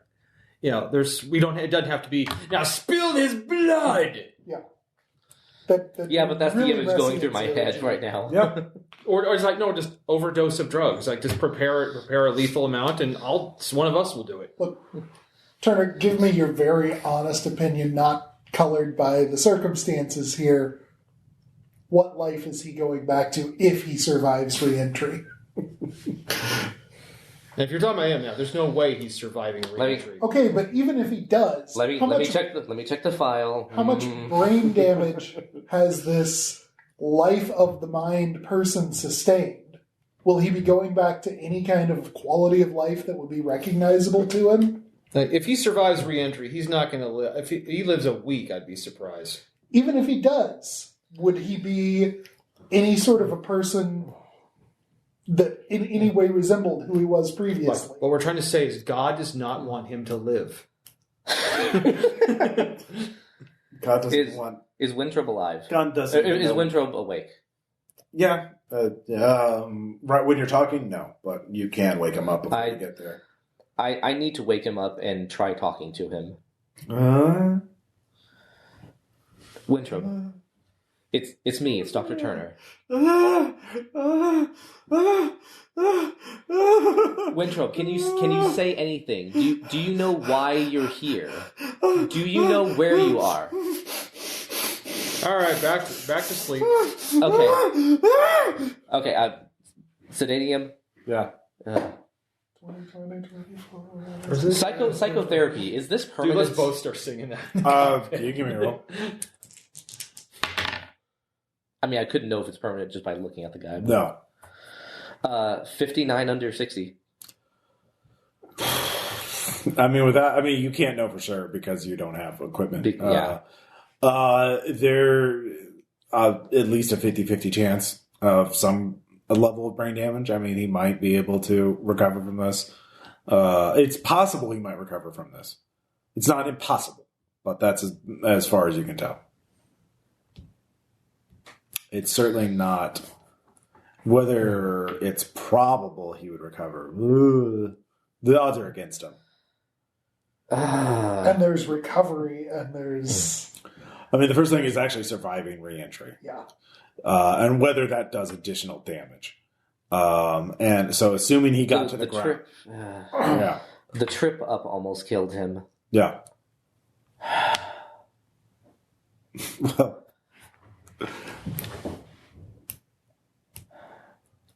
Give me a minute. Okay. What are you going to do? I'm going to cook up something that will make it painless. Okay. It takes you 4 willpower to do that. Okay. Yeah. Hippocratic Oath. What's that? Yeah. But you don't have to roll for it. Yeah, it's surprisingly easy. Painless almost. So, yeah, and he will. So yeah, if there's nothing else, I assume you're not going to be telling Woolrich about your decisions. No, because essentially, you're the mission commander. Yeah. Well, Hamlet and if you Belton. say we go on, I concur. We go on. Hamlet and Belton have both removed the kill switches from all the MMUs as far as they can tell. The suits still work as far as they can tell. So yeah. O'Neill, 2 things. You're certain this won't affect any of us in any way? I mean, especially professionally. Like, if we do... essentially your Black Ops space job, it's not going to splash back on us. If we succeed, no. All right. And there's no other problems. I mean, obviously. Right. Yeah. All other things being equal. Yeah. I mean, we're in space. Weirdness happens. I get it. Mm-hmm. But as far as the bureaucratic side, we're all taken care of. Yeah. That was what Woolrich told me. And you've been completely honest with us. It only requires one person. It's not gonna... No. Yeah, the plan was for me to go, one of us, me or Winthrop, to go out. Then the kill switch gets activated on one of the people spacewalking. And that... To be honest, the fact that Winthrop is going to be in the space shuttle instead of out there is... He should be in range still, so... But how questionable do you feel about that? This is so far beyond anything. Like, I mean, we're out in space. Like, there shouldn't be anything else interfering with it as far as the equations go. It should be fine. The kill switches were more created as a way to be deniable. Like, a malfunction of the suit. Something so that you wouldn't realize why why Hamlet or Belton had died. Mm-hmm. Okay, so quick powwow here. If we're doing this thing, is it at all reasonable to send either Hamlet or Belton and O'Neill and...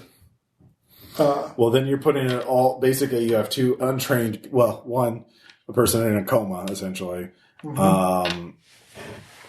And 2... Which at that point, he's just payload. Yeah, I guess you... Well, the thing is, you have to... Yeah, I mean... especially if you let us unwind to keep one kill switch. Yeah. Yeah, you could just leave one suit in with an active kill switch, yeah. Mm-hmm. And triple check which one. Then that would be, Triple as commander, then quintuple. do you feel like having 2 untrained walkers out there with just one astronaut to ride herd on them? That's why I'm asking the group. Yeah. Yeah. consulting for everyone's opinion. Hamlet and Belton are not a big fan of this idea, but obviously you're commander, and they neither of them wants to do that because. Yeah. But if you say to do it, they'll do it.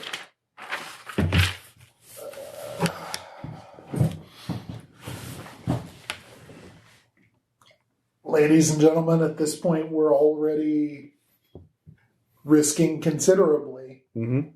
So I would rather take a more known, more quantifiable risk than another unknown one. I would rather conform to mission parameters. Okay. Mm-hmm.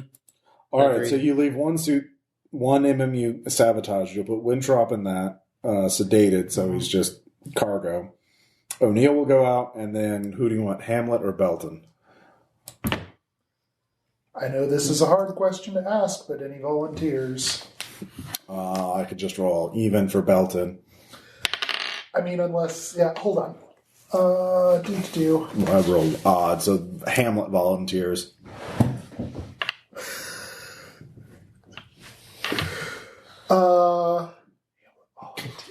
Well... All right, yeah, I'll just let that happen. All right, so Hamlet will go out with the two... Hamlet will go on a journey. The two experts, the two civilians. Technically, Yeah. Dan Hamlet is the reason my wife and I got divorced. Mm-hmm. So, just for the sake of my own pride, I wouldn't let him go out there just in case he dies. Oh, okay. So you're telling Belton to do it. Or is he, or are you going to... If he already volunteered, He volunteered. I'll let him. All right, yeah. Like, I'm not gonna soap opera countermand him for that. All right. But, like, All right. it wasn't my preference. Sure. It was not your preference. So, yeah. With that in mind, you eventually get to the rendezvous point. And, yeah, 3 people going out simultaneously has been done before in 1992. It's a bit unusual. And so the BLACKSAT schedule is for Turner to help Belton, Hamlet, and Winthrop suit up. Of course, you're doing this a little differently. So Belton is helping you, Turner, suit up Hamlet, Winthrop, and O'Neill. And before the spacewalk, it is necessary to camp out in a pure oxygen atmosphere in the suits connected to the shuttle systems in the airlock that connects the mid-deck to the cargo bay, usually while catching some sleep, for 4 hours to purge nitrogen from their systems. Yes, the space bends. Yep, this is called pre-breathe. So, as they're doing that, everyone is very quiet as you realize what you're going to be doing. O'Neill has his button on the kill switch. Hamlet and Belton also found out that the kill switches were connected to the transmission system of the MMUs. So they theorized that mission control could activate them.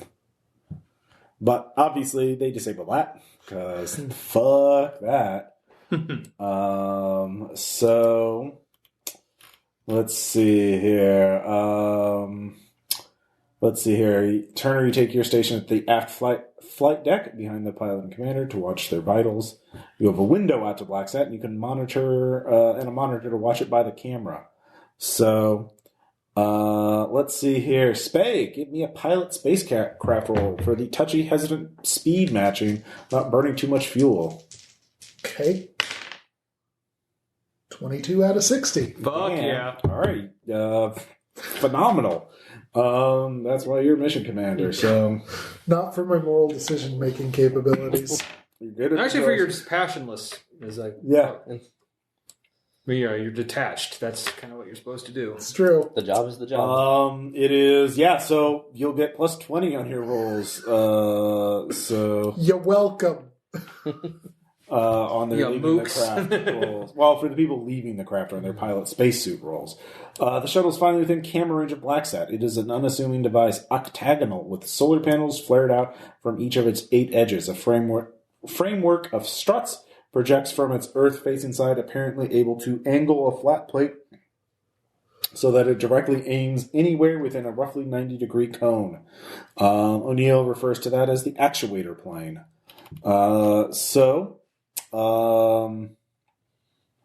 the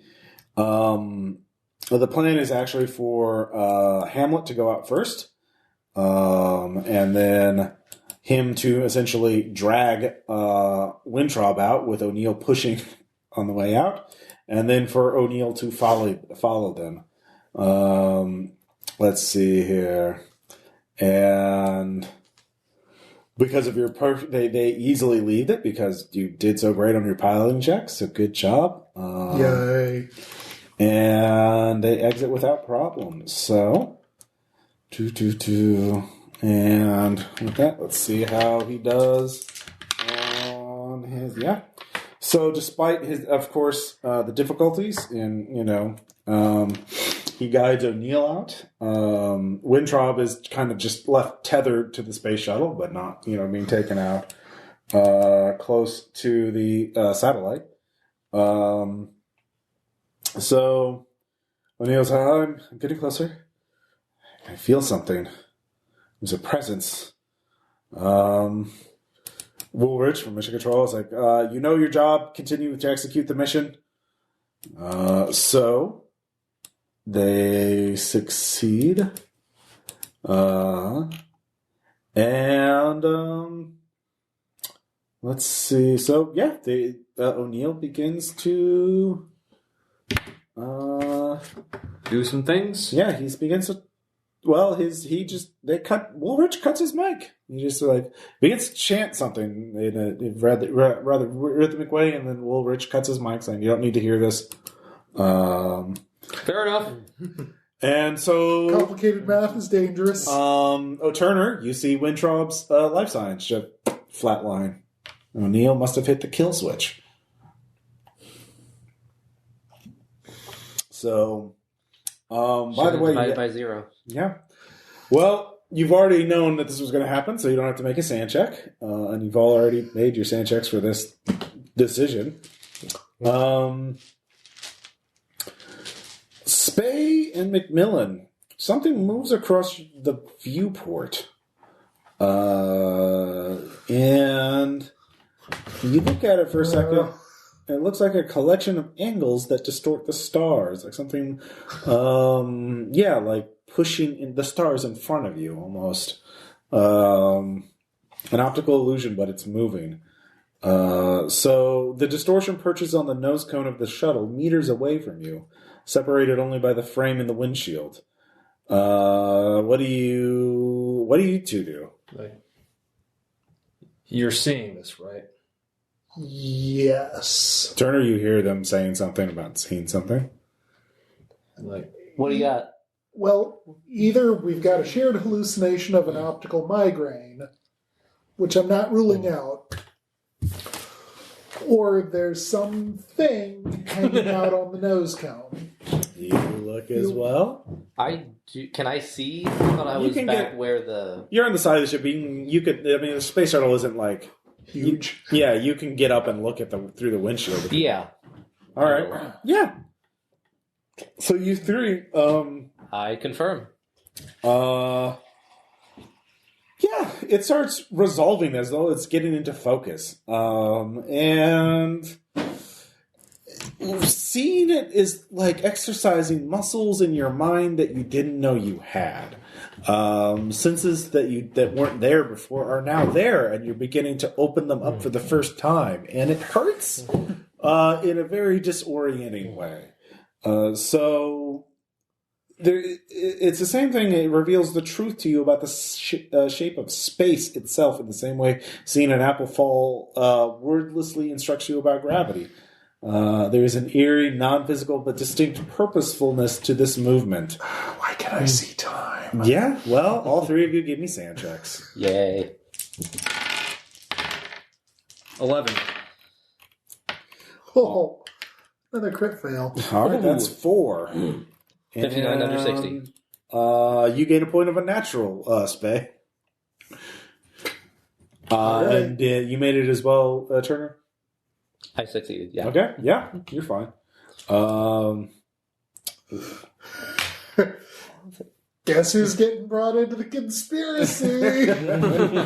What are you going to do? Wait, is it what has 2 thumbs is being brought in? This guy. So, what are the three of you going to do as you're looking at this distortion?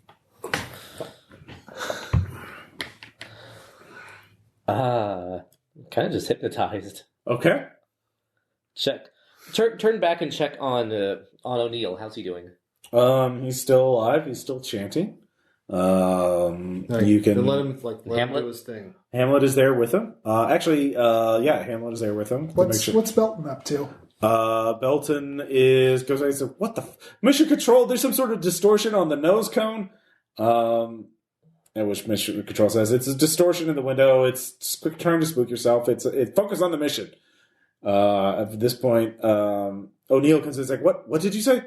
Oh God! Oh God! There's a distortion. It's a derivative. My God, we were right. Don't look at it. It can resolve it more firmly into 3 dimensions." Then look away. Don't look at what? Actually, can we bring the visors down? Well, you do see it go into the nose cone and out of sight. It's gone now. When you said that, it moved into the nose cone. Yeah. Let's see here. All right.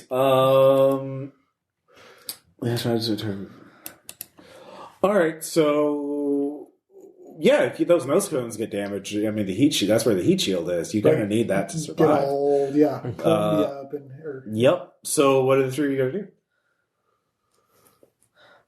O'Neill, what do we need to protect ourselves from this? What do you call it? I need to finish the ritual. I'm almost done. Then do it. All right. Let's keep not looking at it, everybody. I agree. All right. Especially if it comes in here, don't look at it. Just stargazing over here in the opposite direction. Let's see here. And try to not see time. Belton. I know it's a little hard right now. Belton is... Don't be ridiculous. Quite alarmed. He says, Spay? Yeah. It's in here. Don't look at it. You hear the bathroom door or the little door open and close. You say, all right. All right. Okay. So are you going to look at it? No. All right.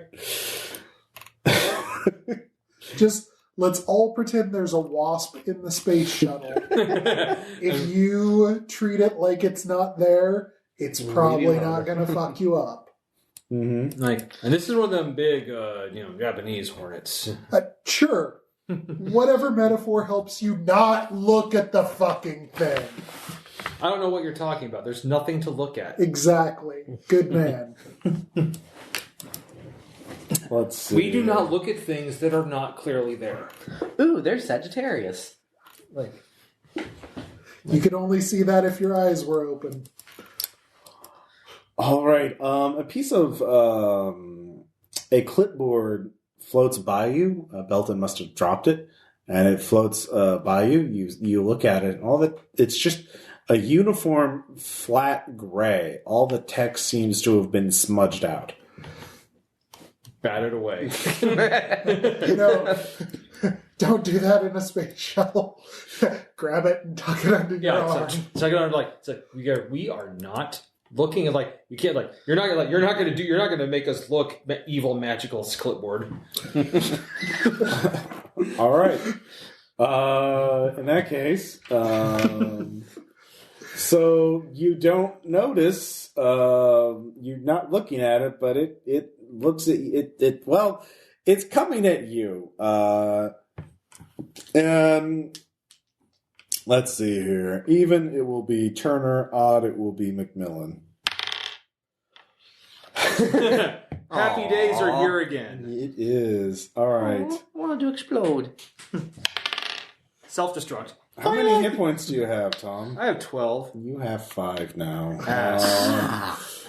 As it's... well, you don't know what it's doing, but give me a power times 5 roll. Poltergeist. 14 times 5. That's 70. Yeah. 54. All right.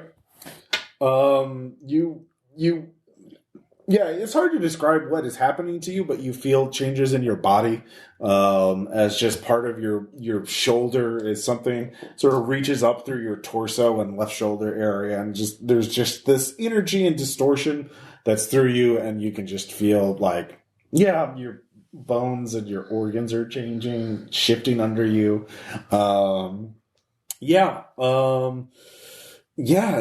It's not good. It hurts a lot. Give me a sand check. Alrighty. Yeah, I make it. All right. You don't lose any sanity because you made that, but what are you going to do? It's right up on you. I'm going to go I'm going to go back there now. You're trying to avoid it? Yeah. Try and get on the other side of the shuttle? Mm-hmm. All right, give me a roll of some kind. Athletics? Sure. Yep, 48. All right. He starts bounding away, or, Floating away. pulling himself along the shuttle. The two of you heard, what, are you going to look now? No, I'm just, Macmillan? I'm not okay, but don't look. I'm going to try to go back here now. But right. between him saying I'm not okay and but don't look, I'd look. All right, you see the thing? The unnatural energy pattern thing, the derivative, as what O'Neill called it. It's again, your mind is just hurting looking at it. But it's derivative. Yeah. It's one of those bastards that trashed my 401k. Hey-o. And you're near it. You're the next closest to it, so it's coming towards you. Trying to focus on Macmillan, but we'll see how this goes. All right, what are you going to do? Macmillan, what's wrong? I have no idea. I didn't look. Hold still. I'm coming to you. All right, so you're going to go towards him? Yes. All right, the derivative is coming towards you. So yeah, give me an. If you don't have athletics, it's at 30. If you have some other skill that would be appropriate for maneuvering in the space shuttle at pilot spacesuit, but that's lower. Yeah, if it's lower than 30. I'll take the flat 30. No. All right, you can either not go or you can take some damage. I will take some damage. All right. That's 4 points of damage. It's you. HP? Yeah. Let's see here. You bang your head on the side of the space shuttle as but yeah, you both are avoiding it. It's better than having your organs recombobulated. Yeah. So, at this point, the Hamlet says, "Guys, there's something out here with us. There's something in here with us." So, yeah. Looks like we're all equally boned. O'Neill says, "I finished," but. You look out, Spade, you're the only one who can see that there's another thing out there, another derivative near the satellite, coming towards Hamlet and O'Neill. Move it. There's another one coming towards you. All right. Then I look away. Okay. So you're just waiting for them to come back. Pretty much. All right. What will the NPCs do? All right, they're waddling back there as fast as they possibly can, and space waddling. Yeah, squaddling. Turner Blanks. and Macmillan. You see the derivative has turned towards Commander Spade because Commander Spade is sitting in his seat, and it is moving towards him. Hey, Commander, it's coming right for you. I guess I'm gonna duck and roll out of my seat. Okay, sure. Athletics. Okay. Does it seem to move towards whoever just happens to be looking at it at the moment? I wasn't looking at it unless they're the same one. That's fail. Okay. Do you want to? I'll take damage. You'll take damage. You don't want to let it touch you? Weird. Yeah. Okay. I don't want space cancer, Ross. All right. You take 3 points of damage. Or Spencer. As you severely bruise yourself all along the inner space shuttle, desperately getting away. The innards of it. So, the three of you are now playing keep away with the thing. You realize Belton has gone into the bathroom and is staying there. Who can blame him? There's no other room for more than one person in there. So the derivative is just coming against all of you. So that's the thing. You all have to play keep away with this thing as it's coming towards you while you're waiting for Hamlet and O'Neill to slowly make their way across. So the question Hurry is, the hell up! well, all right. They're trying. So let's see here. All of you roll a d10. Don't forget they have problems of their own. 4. 1. 4. It's coming towards you All again. right. What are you gonna do? You're gonna... Duck, dip, dive, duck, and dodge. All right. That's better. Critical success on athletics. All right, you're fine. That's one thing of it. It is moving around. All three of you can give me spot or alertness checks if you have it. I do not. I do. Default. I do. Alertness base is 20. 34 out of 60. Okay. Fail. Make it. You saw Turner's spare jacket float, and it gets turned. The word Turner gets turned into gray mush. Just the word. Mm-hmm. Okay. Does it All not right. like text? I think specifically text is a physical manifestation of thought. Oh. Yeah. So, text as encoding of meaning as thought. It's eating physical thoughts. Yeah. Well, it really, whatever it ate out of Macmillan, it still hurts quite a bit. So it's actually coming towards you again. All right, get the fuck out of the way again. Yeah. Nope. All right. Somebody going to try and help Macmillan before he gets touched by the thing? Yes. All right. Default to 30. All right. No, that's not going to do it. All right. Do we have, close at hand, anything that would be like printed text that's relatively non-essential? Give me another awareness check to see if you can find one quickly. Okay. Fail. All right, you can't find it quickly. Okay. You can find it eventually, but you can't find it right now. I'm going to do that. All right. Let's see here. All right, you take 4 more points of damage as it touches you. It just goes through you, and you just feel... you can't describe what it's doing to you. As a doctor, that's even more disconcerting. They get you. You hear them. You hear Hamlet scream on the mics. Everyone, give me a sand check. Make that. Wow, I just keep failing those. Okay. Success. It's 1 for you. For you failed, right? Okay. Who else failed? I'm good. I'm good. Okay. So, yeah, it's not good. O'Neill says, I think I can... Hamlet's gone. I think I can get in myself. Then do it. All right. So, yeah. I'll head back to the back and make sure that everyone who came... Well, here's the is thing, in. Spade. You realize you could just go now. Or you could wait for O'Neill to go in. You could... Just in case these things obey conservation of angular momentum and come with us, I want the guy who maybe has a fucking clue. Fair enough. All right. All three of you give me athletics checks again. And tell me if any... 47. Make. Fail. Make, fail? Yep. Mm-hmm. All right. Is anybody going to help Turner? Did I find a book? Give me an alertness check with a plus 20. No, can I try to help her out? Make. All right, you do find one. I'm just going to wing it into it. All right, that it seems to stop for a second. So good thing it slowed down. Bad thing, I may have just fed it. Yeah.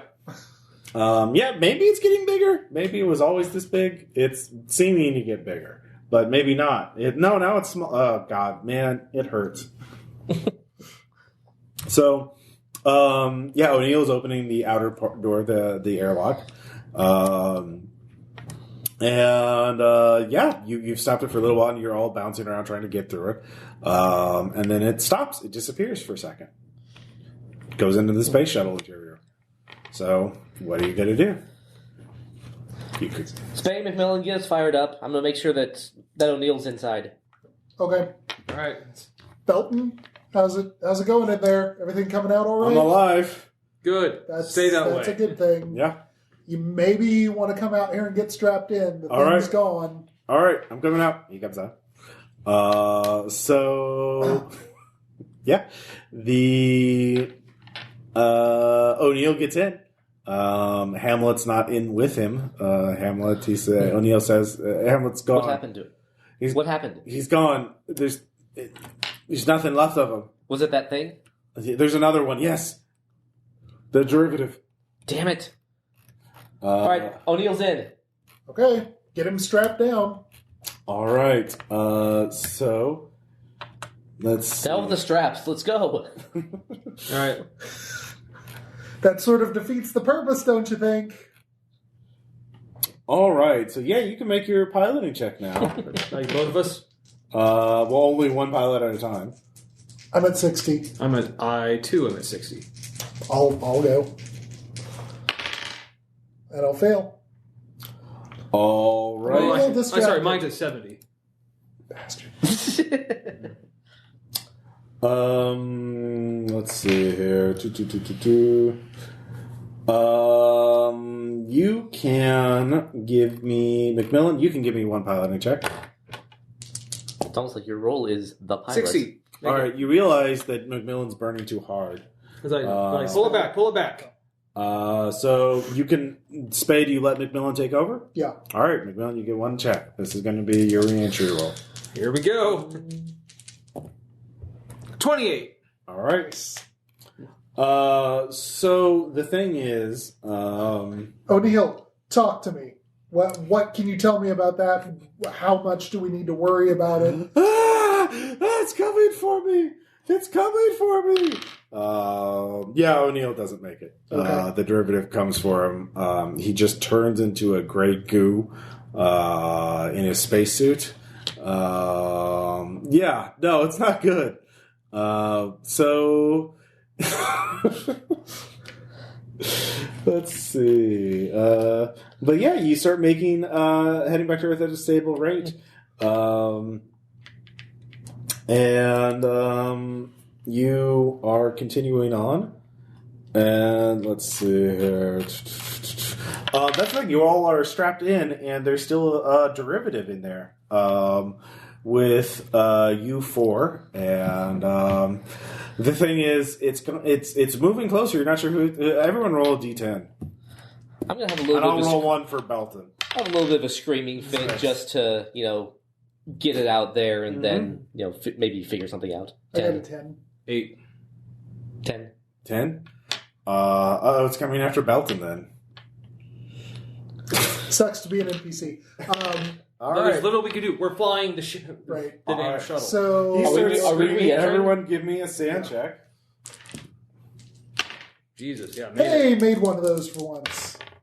Critically succeeded, if it matters. Good. All right. Yeah, you're fine with it at this point. So before we get to the hardcore radio interference range, because I seem to recall there is a fair amount of that on re-entry, I am going to start talking to Woolrich and tell him if he has any idea what this fucking thing is, to be ready for it to Yeah.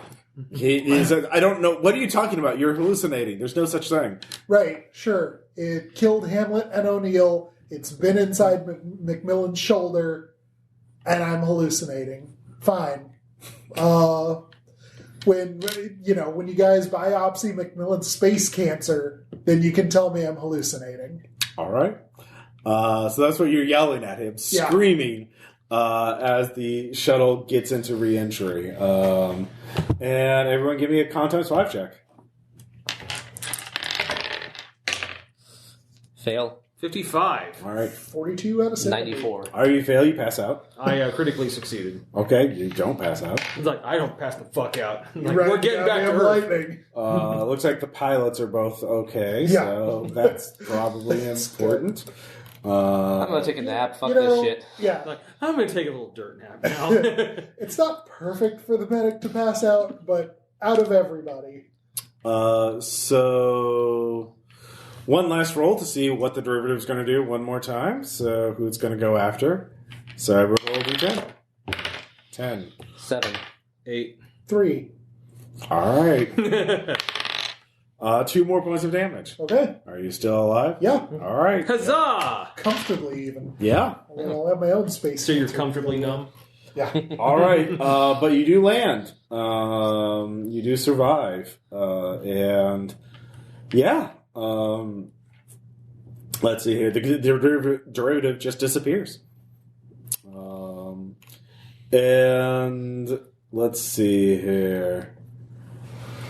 So afterwards, They recover us.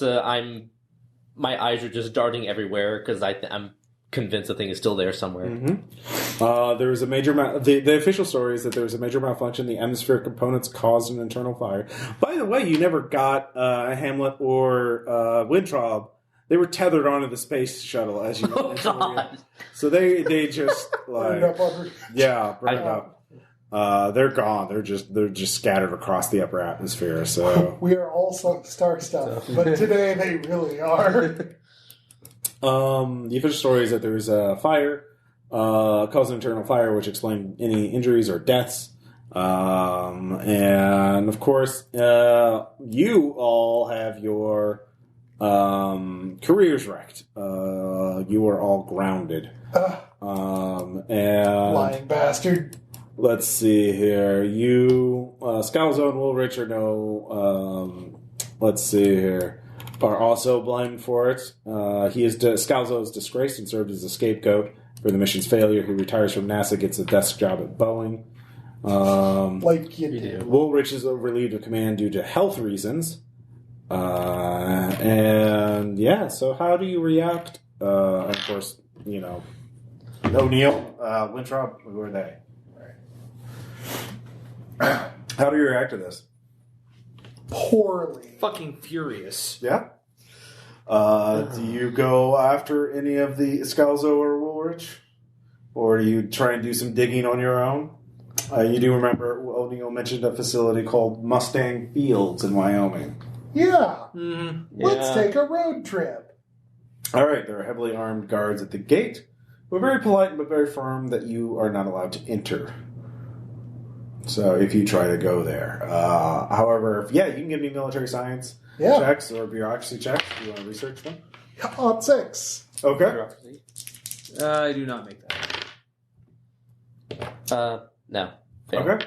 So, Spade, you get a phone call. Would you come outside to your backyard? What's your house like, by the way? Is it a nice Check house? for red dots. It is austere. Mm-hmm. I mean, I basically lived for the job, Okay. so it's like, Very functional. yes. All right.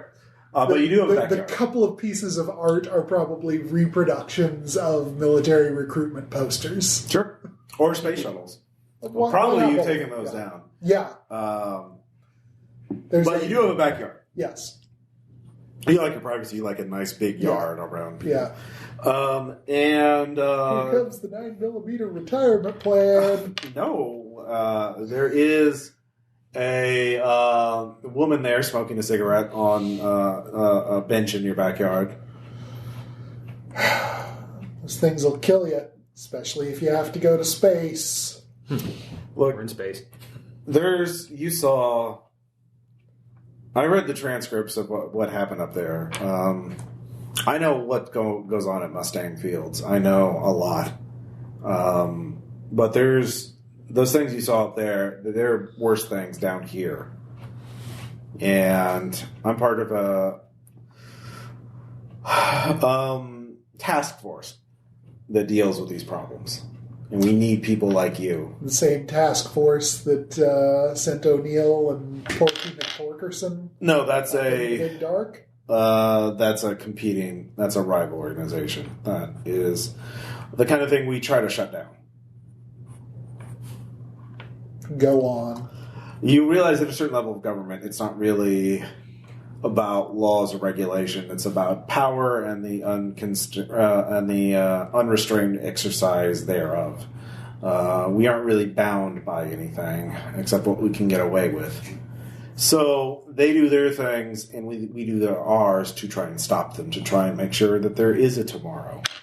So it's ugly work and ugly choices, but it's the only way to stop things like that from being things down here.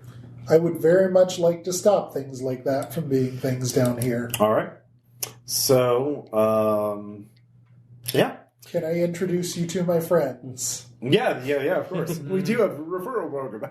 Hey. Yes, we do want you to talk to. We want you to come with us to. Is there a punch card? Yeah, with McMillan and Turner. Yeah. Do I recover that damage at all? Yeah, eventually, Okay. yeah. It's just, so that was BLACKSAT. That is meant to be an introduction to Delta Green. Nice. So you're astronaut. Is it really? Yeah. I'm pretty sure it's just a kill scenario. What do you mean? You all survived it. It's up to the GM. I almost died. Yeah. Let's see here. How much damage? All right. Yeah, the damage is it attempts to examine your matter forms of cellular tissue by rotating it through a paradimensional matrix. That causes 1d10 damage. Yeah, it does. And eventually, Transdimensional merry-go-round. it basically Fine. eats information. And so after you... it feeds on the patterns of a human mind until the synaptic passages are reduced to a uniform dullness. After that, they disorder the body's evolved patterns, causing cells to rupture and decay while the bones dissolve and the organs fail. The last meal is the DNA code within the cells unraveled into the component nucleotides. Oh yeah, I forgot to, for the other people who touched, give me power time 5 checks for every touch you suffered. Power sensor. I took one hit. You already made your power time. Yeah, I did. Yep, made it. 75 under 80. 1 success, 1 failure. All right, for your 1 failure, make a sand check. You lose a point of intelligence. My sand passes. All right, you lose. Like, just remember, think. You lose another 2 sanity. Like, just remember, think wasp part brain. Yeah. Yeah. I gonna go. So that is BLACKSAT. Questions, comments, suggestions? I mean, I mean, the setting is great. yeah. I enjoyed that scenario. It was, everybody was packed in. It felt like a horror movie. Yeah. But I also love just very much like, you're fucking kidding me. These two Right. in space. Yup. Majestic is just a great big sack of dicks. Yeah. Little bit of comedy to precede the horror show. Yeah. The shit show that this was. By default, if I had all 5 player characters, I wouldn't have had O'Neill to be so talkative. Yeah. So, like, O'Neill just would have gone out there and pushed the kill switch on whoever was meaner to him, Hamlet or Belton. So just like whoever's playing Hamlet, whoever's like, oh, you're dead now. Yeah, because those little things you found had nerve gas in them. So Nice. good thing you didn't open them up. And yeah, just kind of like. It eats people until basically it's the gravity well of the Earth that destroys them, so they can't deal with gravity. So that's what destroys Good to know. them. Yeah. So that's why we don't have them. Yeah, basically. Yeah. Yet. Yeah. Yeah, they're a new thing. It's just something Greg Stolze made up. Yeah, no. Yeah. That's the great thing about Delta Green Call of Cthulhu. You can make up pretty much whatever the hell you want. Yeah, pretty much. But yeah, anyways, that's BLACKSAT. Nice. Hope you guys I really enjoyed it. All right. Huzzah! Bye.